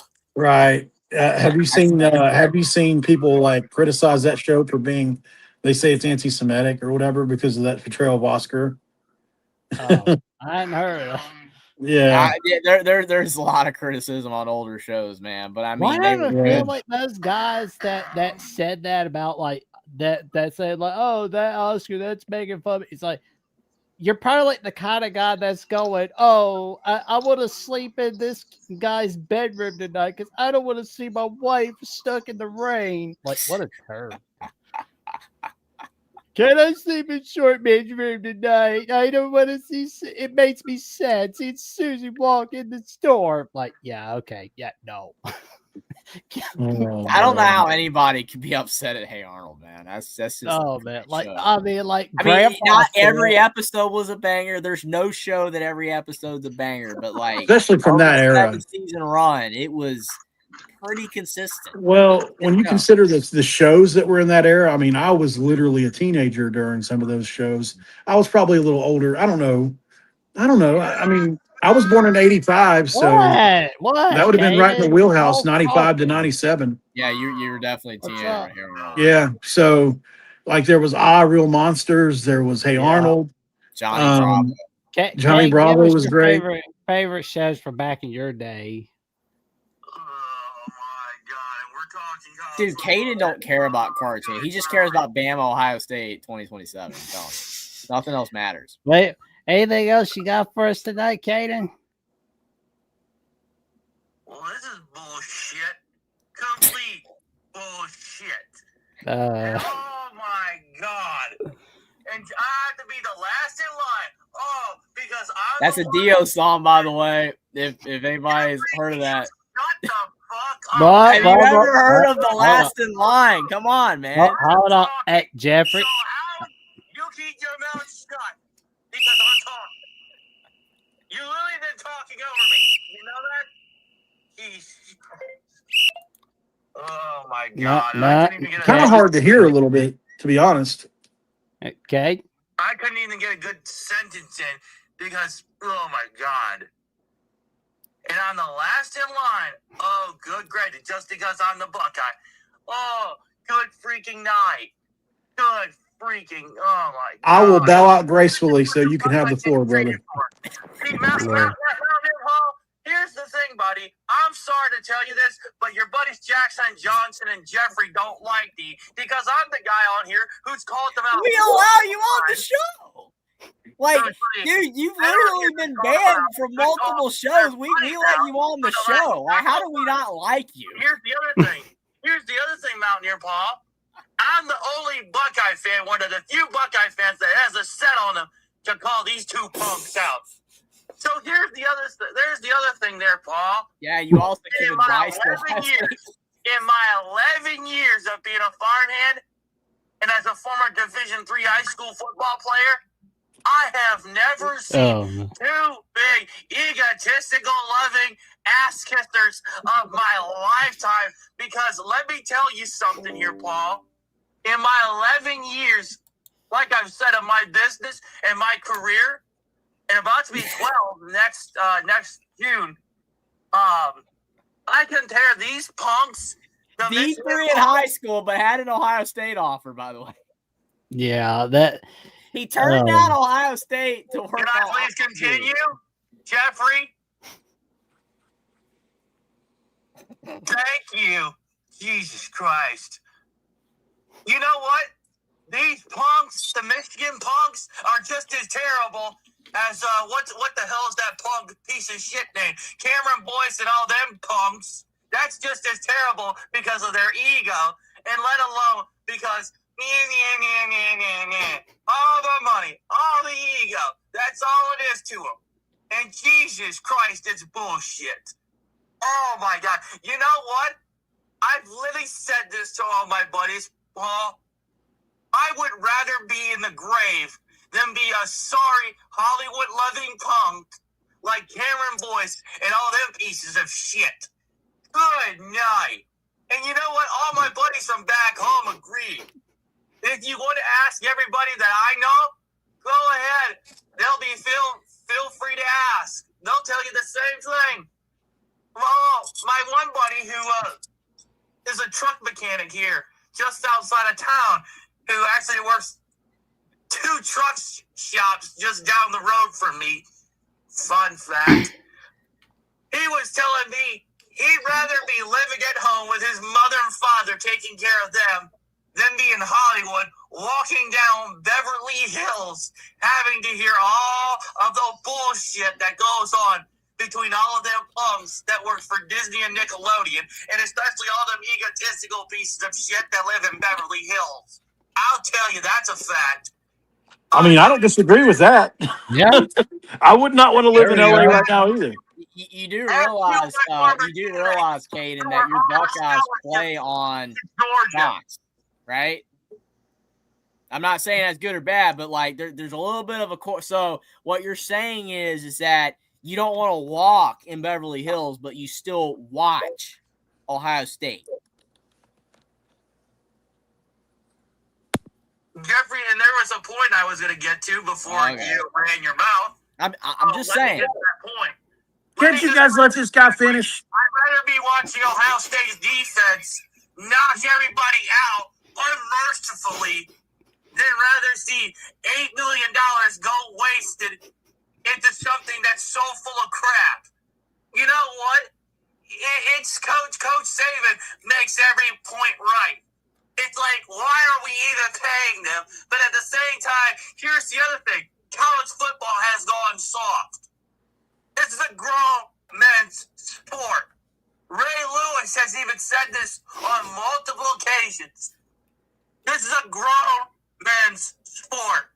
I'm definitely too scared to disagree with him. To work, to put in every single effort in every game and not show up for 60 minutes with no excuses, bring the pain, then this is the wrong business for you. Ray Lewis has said that, and Reed has, Dwight Freeney, James Harrison has said it, and you know what? Everybody that I have played for and against in high school, and every teammate of mine, former teammates, has agreed. See, we were hitting people left and right, and we were putting people in the hospital, and the referees didn't stop us. And you know what? I'm glad, because if they were fining us for 15-yard penalties every single time, I put a hit on quarterback that was justified. It's like, you're out of your damn mind, asshole. It's so basically what you're telling me, Caden, is that you played high school football in the 1970s then? I played that style of football even in the modern era high school football. That's what I'm saying. It's because of my How old is Caden? who played the game before me. Mountaineer Paul was asking you, how old are you? 22, about to be 23. Just curious. But here's the other thing.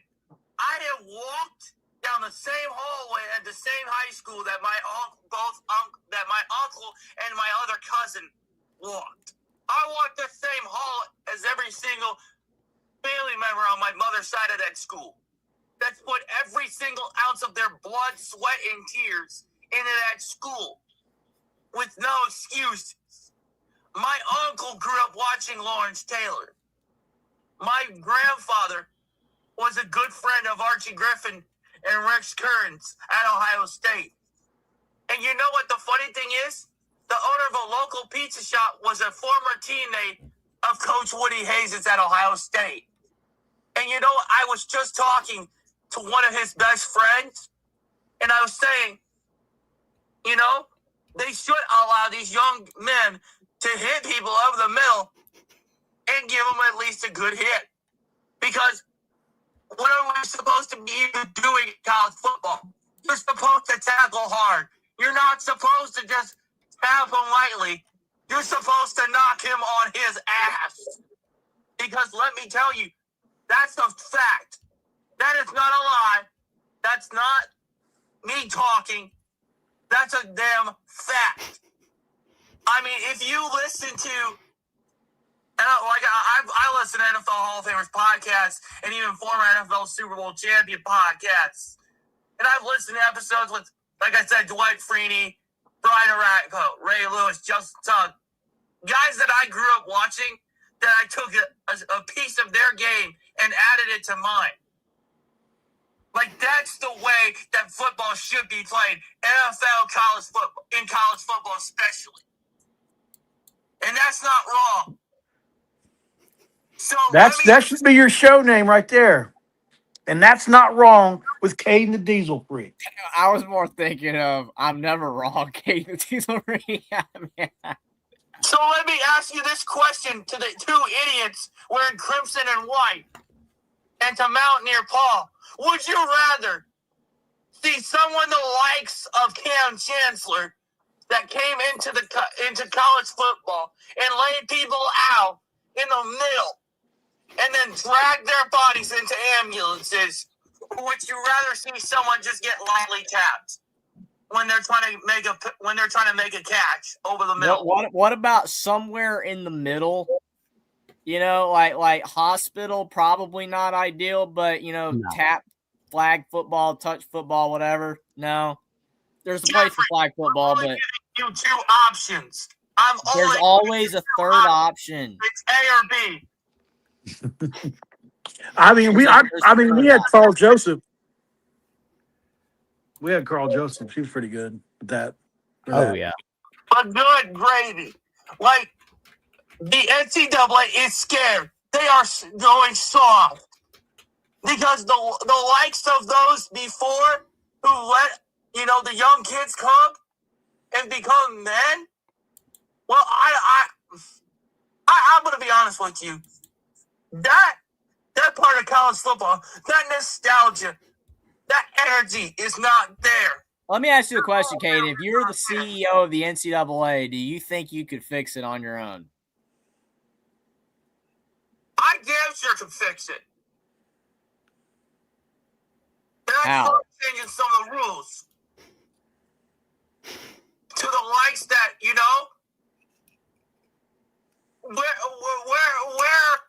what's the point of playing soft ass football and you're not seeing any good hard hits?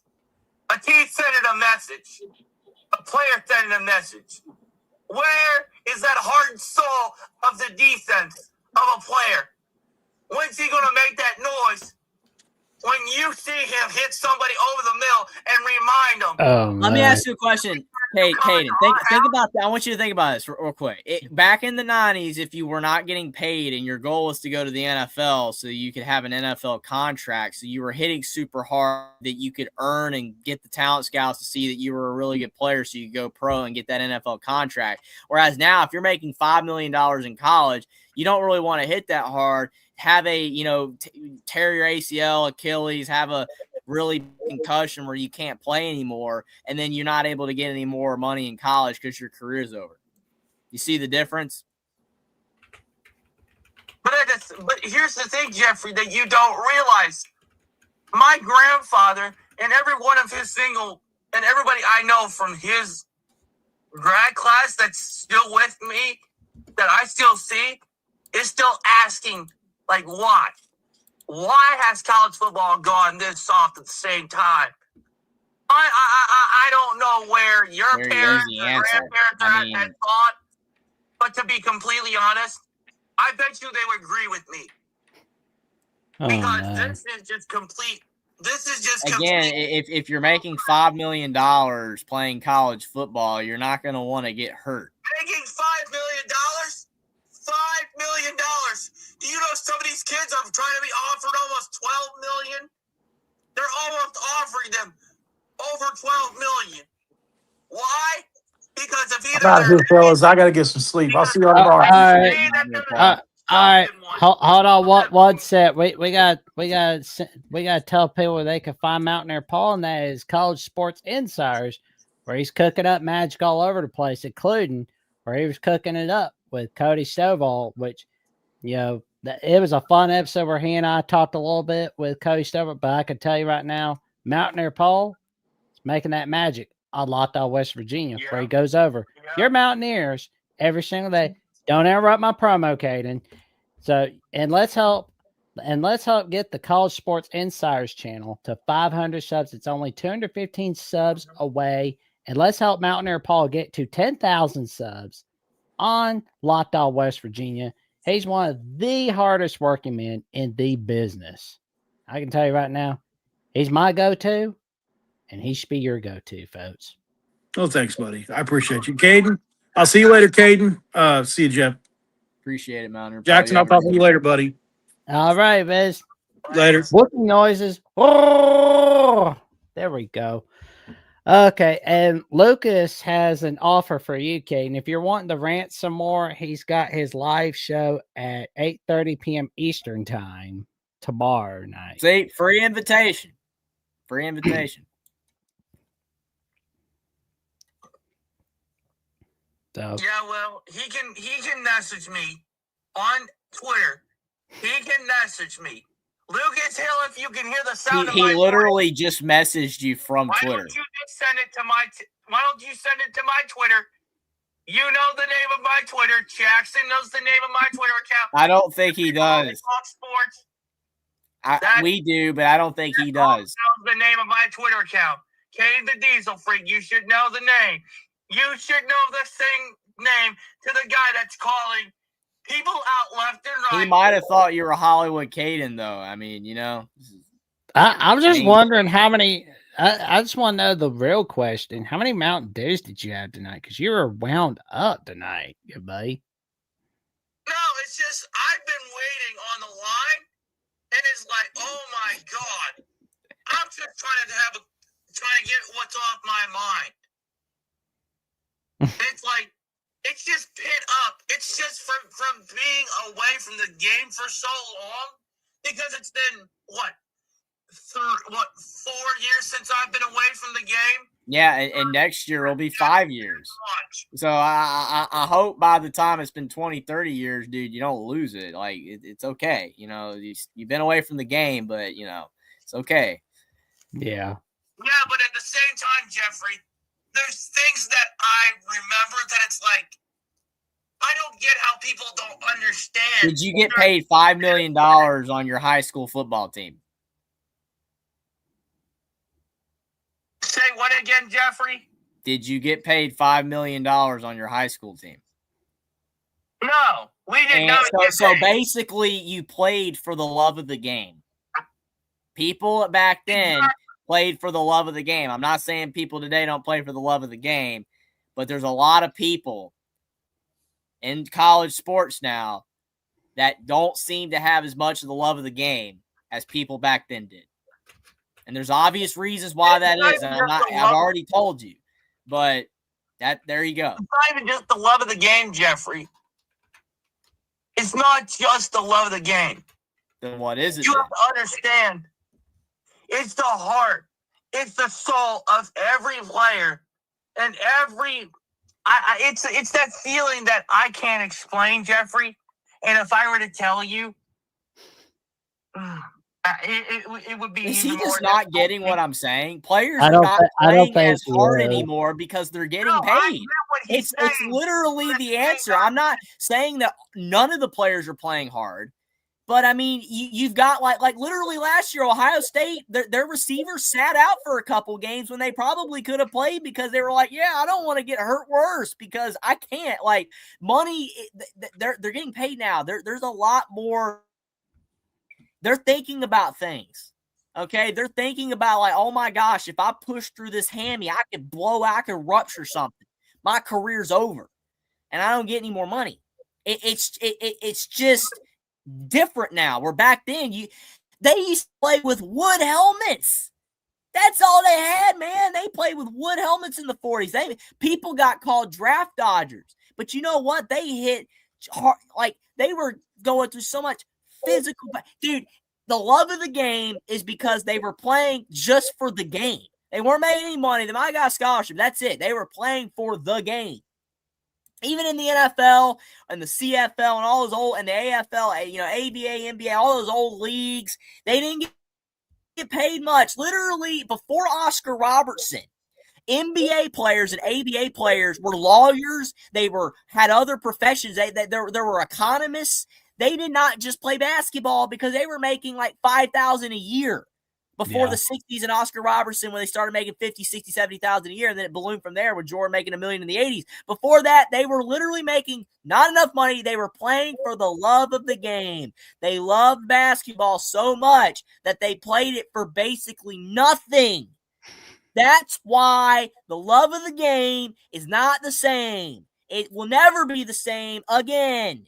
and being nostalgic for it is great, but it's not coming back. I could sit here all day long and be like, man, I wish that it would go back to the 90s with the conferences and the way it used to be set up with the BCS. It's not going to happen. We can talk about it, but it's not going to happen.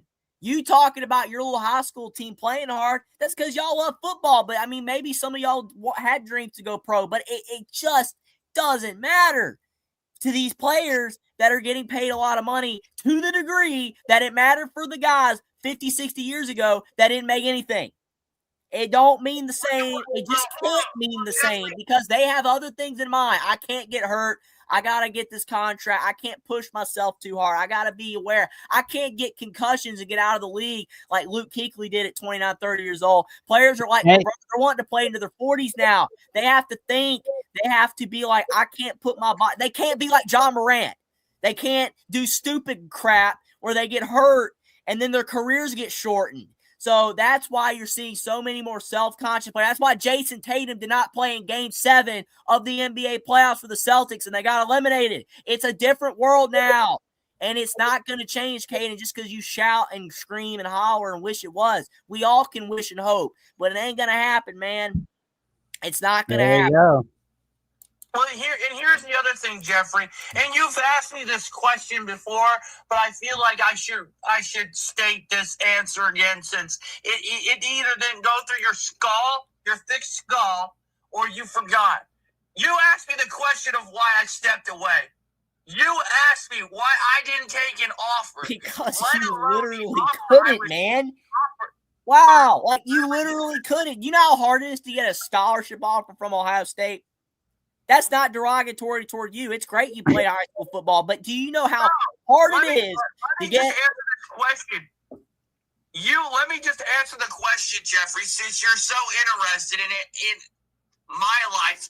I don't actually care as much as you think. I'm not saying I don't care at all, but I don't care that much. You're the one that's always talking about it, so I respond and react to it.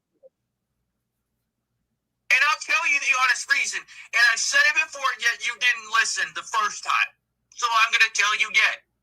I stepped away because I realized the consequences of what it was going to be. And I said this. So let me ask you a question, Caden. Why don't the other players think of the consequences then?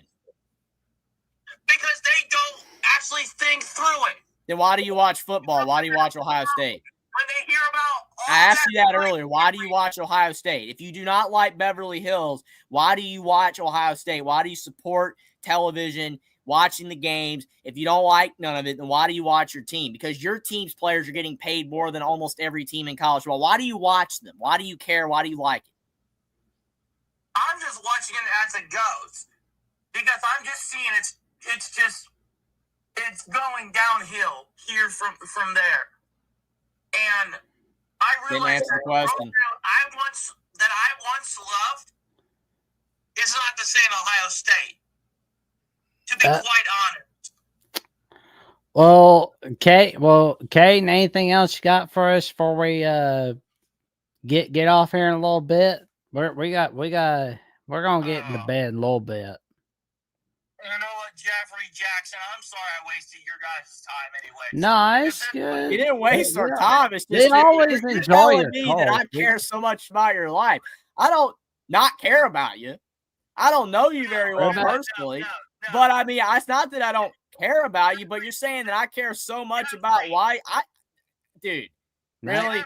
There's a lot of things I care about more than that. It's your life. You do whatever you want. But you did not have a scholarship offer from Ohio State, because if you did, you would have taken it. Why in the daggone world would you not? It's just, dude, we get your persona. We get the jokes. We get your friends and your girl. It's fine. It's all great. It's hilarious. All that stuff is, we get it to you. But, come on, dude. You got to be realistic here. All right, you're just saying that.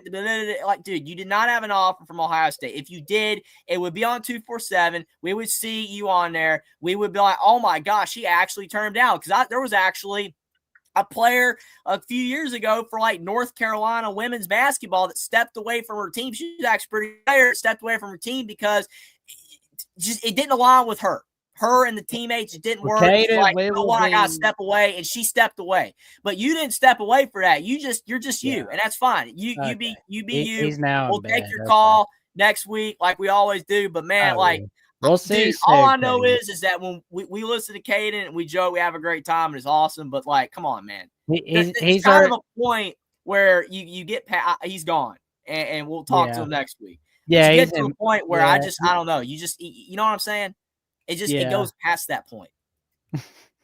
It goes past that point of believability, and it don't make any sense. Hey, come on, man. I think Lucas has some great advice for us to clip this, and that's not bad. That's final thoughts before we wrap up. I gotta head out. We gotta get you. But let me ask you this, Jackson. All right. You literally heard Caden say that he don't like Beverly Hills and he don't like all this college football and the NIL in the money and they don't care anymore. And literally, again, he watches the games. Yeah. He supports the TV. And his team, his players are getting paid more than almost any other team. Again, the disconnect, I don't care. It don't matter to me. I'm only responding to what he has said. Do I care? Not really. Which is why he said, you care so much. No, I don't. But again, I'm responding to what he said.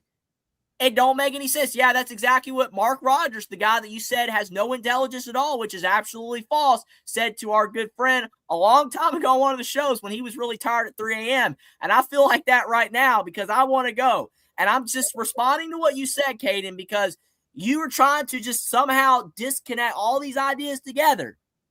It don't work. And we allow you on the show, unlike Rogers.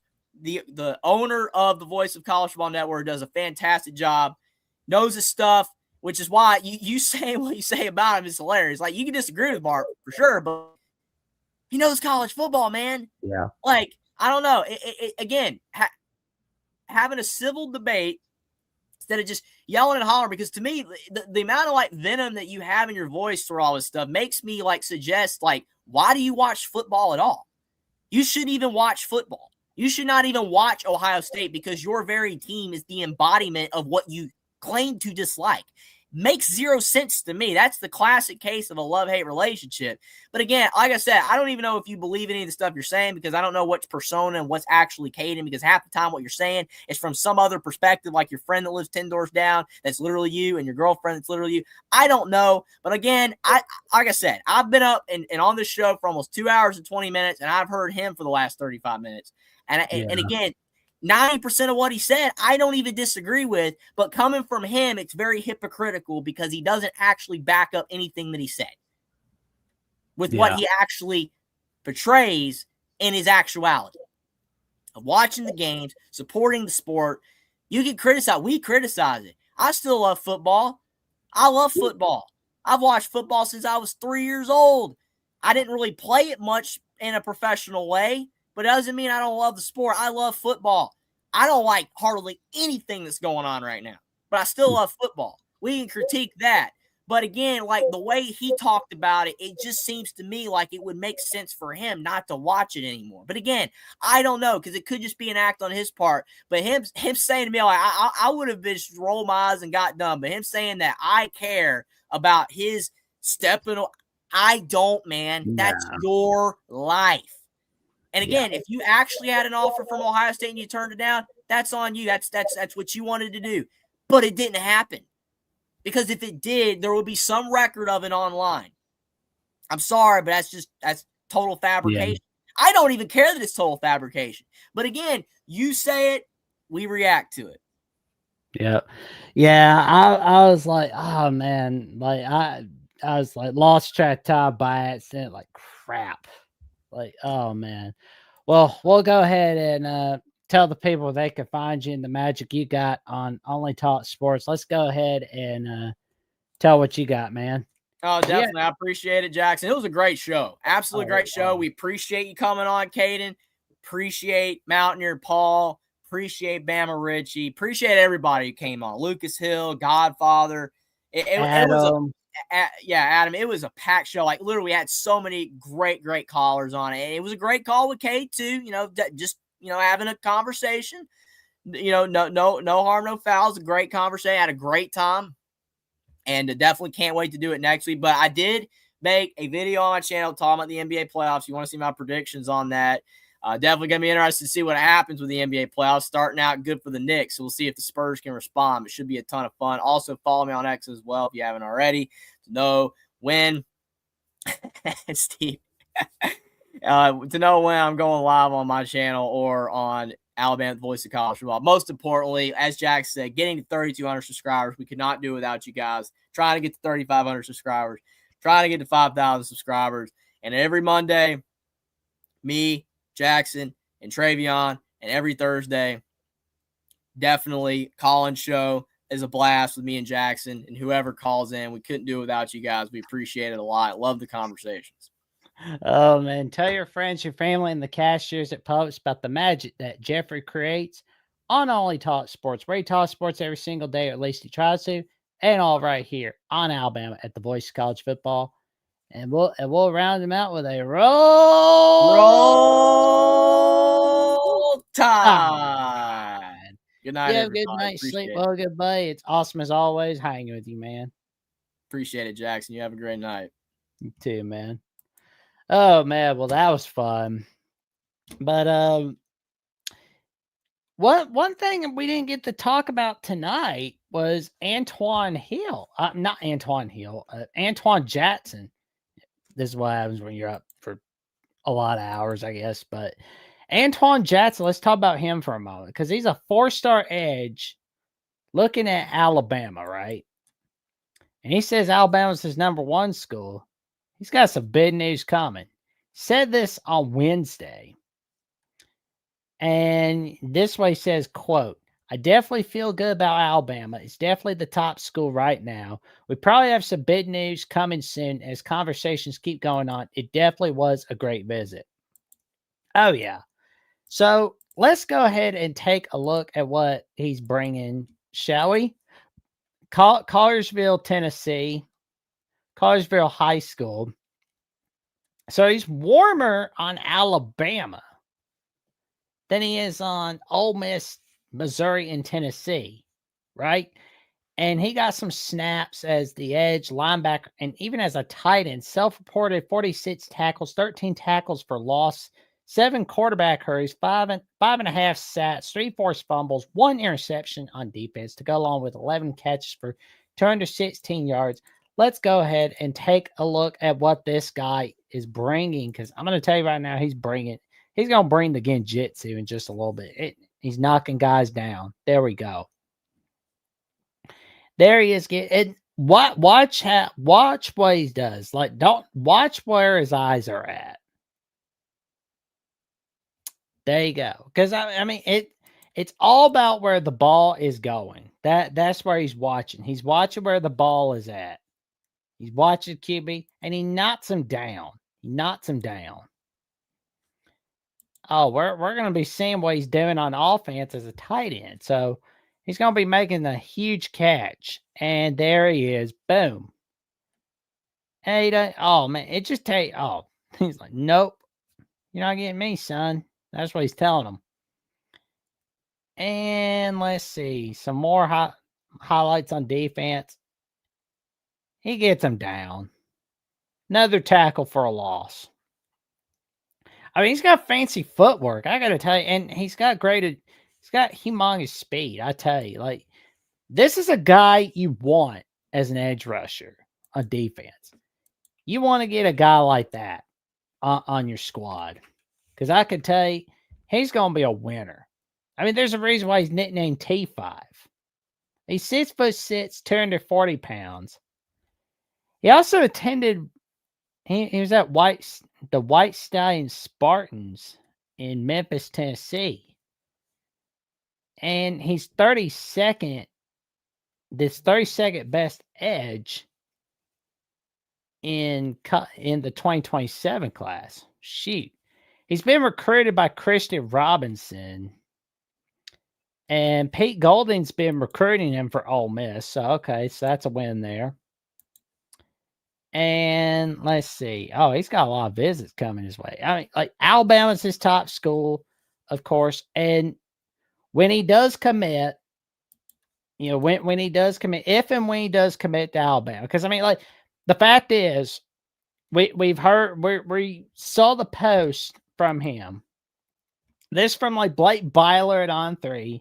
And Antwan Jackson saying himself that he feels good about Bama and how it's the top school right now. And he's got big news coming. That can mean about anything. Because, I mean, like, look, we're not saying don't listen to Steve Wiltfong. Because, I mean, Steve Wiltfong's got amazing takes. He's a genius. But don't ever think because Steve Wiltfong says something, that means that's the be-all, end-all. You got to hear it from the players themselves.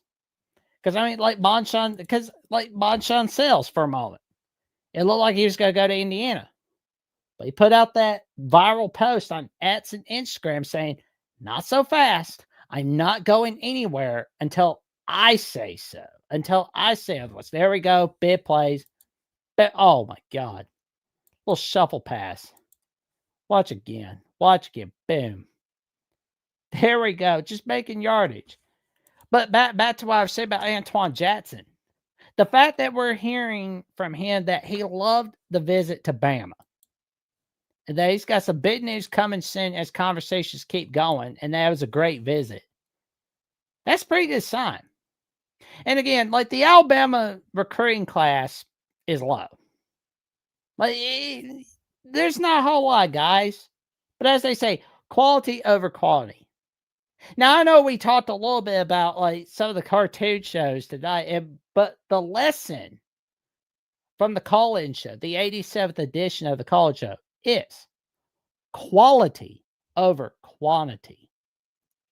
You don't want to just have 30 recruits on your recruiting class, and then like five months later, 15 of them are heading over to the portal, or they flipped elsewhere. You don't want to just add a bunch of guys just because when you do, it's going to end badly. I mean, look at where A&M was at. You know, with Jimbo Fisher. Oh, they had number 1 recruiting class. Well, that didn't do anything. How'd that work out? USC. Oh, they got the number 1 recruiting class under Lincoln Riley. Oh, they got amazing recruiting classes. They're in top 3. But thing is that going to result in a national title? No. Just because you got the number 1 recruiting class does not automatically mean you're going to win 4 straight national titles. That doesn't automatically mean you're going to be playing in the semifinals, 10 of the next 12 years. I'm just telling you, Antwan Jackson potentially being the next addition to the 2027 recruiting class for the Alabama Crimson Tide would be a huge win. You get Jackson over there, he's going to be a huge win for you. Antwan T5 Jackson, folks. I'm telling you right now, he's going to be a wild ride for you all right there. He's going to be amazing for the Crimson Tide if he's going there. That will be a huge win. I mean, like, he's one of the top priorities for the 2027 class. You want to get him over there. Because if you get him over there, that's going to be a win. That's going to be a win right there. I mean, I'm not messing with a guy that's putting out 13 tackles for losses. I'm not getting tackled by him. I would not want to go up against him. That's for sure. And that concludes the 87th edition of the Alabama Crimson Tide Live College Show as we take your calls Thursday nights with Jeffrey and myself right here on Alabama with the Voice of College Football. You can check me out on Jackson Johnson 979, where I will have my next episode, The Jacksonian, releasing 6 p.m. Eastern Time, 5 p.m. Central Time, with the community director of the Believe Network and the chief vibes officer at the Believe Network, but also a TV personality at Fox 5, Washington, D.C., Cam Rogers, as we talk a lot about how he got into sports media and how his destiny was at the Believe Network and the magic he's creating there. And also his takes on the NFL and his takes on the Belmont States. I'm going to tell you right now, you're going to be in for a good time for a long time. You can also check out my episode on College Sports Insiders with Mountaineer Paul, talking about Oklahoma State baseball and West Virginia baseball with Cody Stovall, with from Locked On Oklahoma State. You can also check out by appearance from Monday. Well, it was released on Tuesday with Cody Stovall of Locked On Oklahoma State as I joined him to discuss Alabama, Oklahoma State, and a little bit about the college football world. And of course, you can check out my latest updates on Alabama with the Voice of College Football, SEC at the Voice of College Football. We're next Wednesday night. We're going to be joined by Chris Phillips at SEC Unfiltered. All right there, 8 p.m. Eastern Time, 7 p.m. Central Time. And for more updates in my life, check me out on Jacksonville Mississippi on @/Twitter and on Instagram and Threads. Jackson Johnson 543908. We thank you guys for so much for tuning in. Godfather, Caden, Adam Lamparello, thank y'all for the super chats and super stickers. And Michigander, thank you for tuning in. You can have a good night. Sleep well. Stay safe. Stay warm. It's cold out. And stay away from the Beths. They're having too much fun with one another. And we will be seeing y'all Monday night with Trevion Ware, Jeffrey, and myself. 6 p.m. Central, 7 p.m. Eastern Time. Then on Tuesday night, you'll be seeing Kelsey, Trevion Ware, and Carson Becker on Alabama Primetime Live. And next Thursday as well with Jeffrey, Only Talk Sports, and myself taking your calls on the 88th edition of the Alabama Crimson Tide. And roll Tide. Y'all have a blessed night, everybody.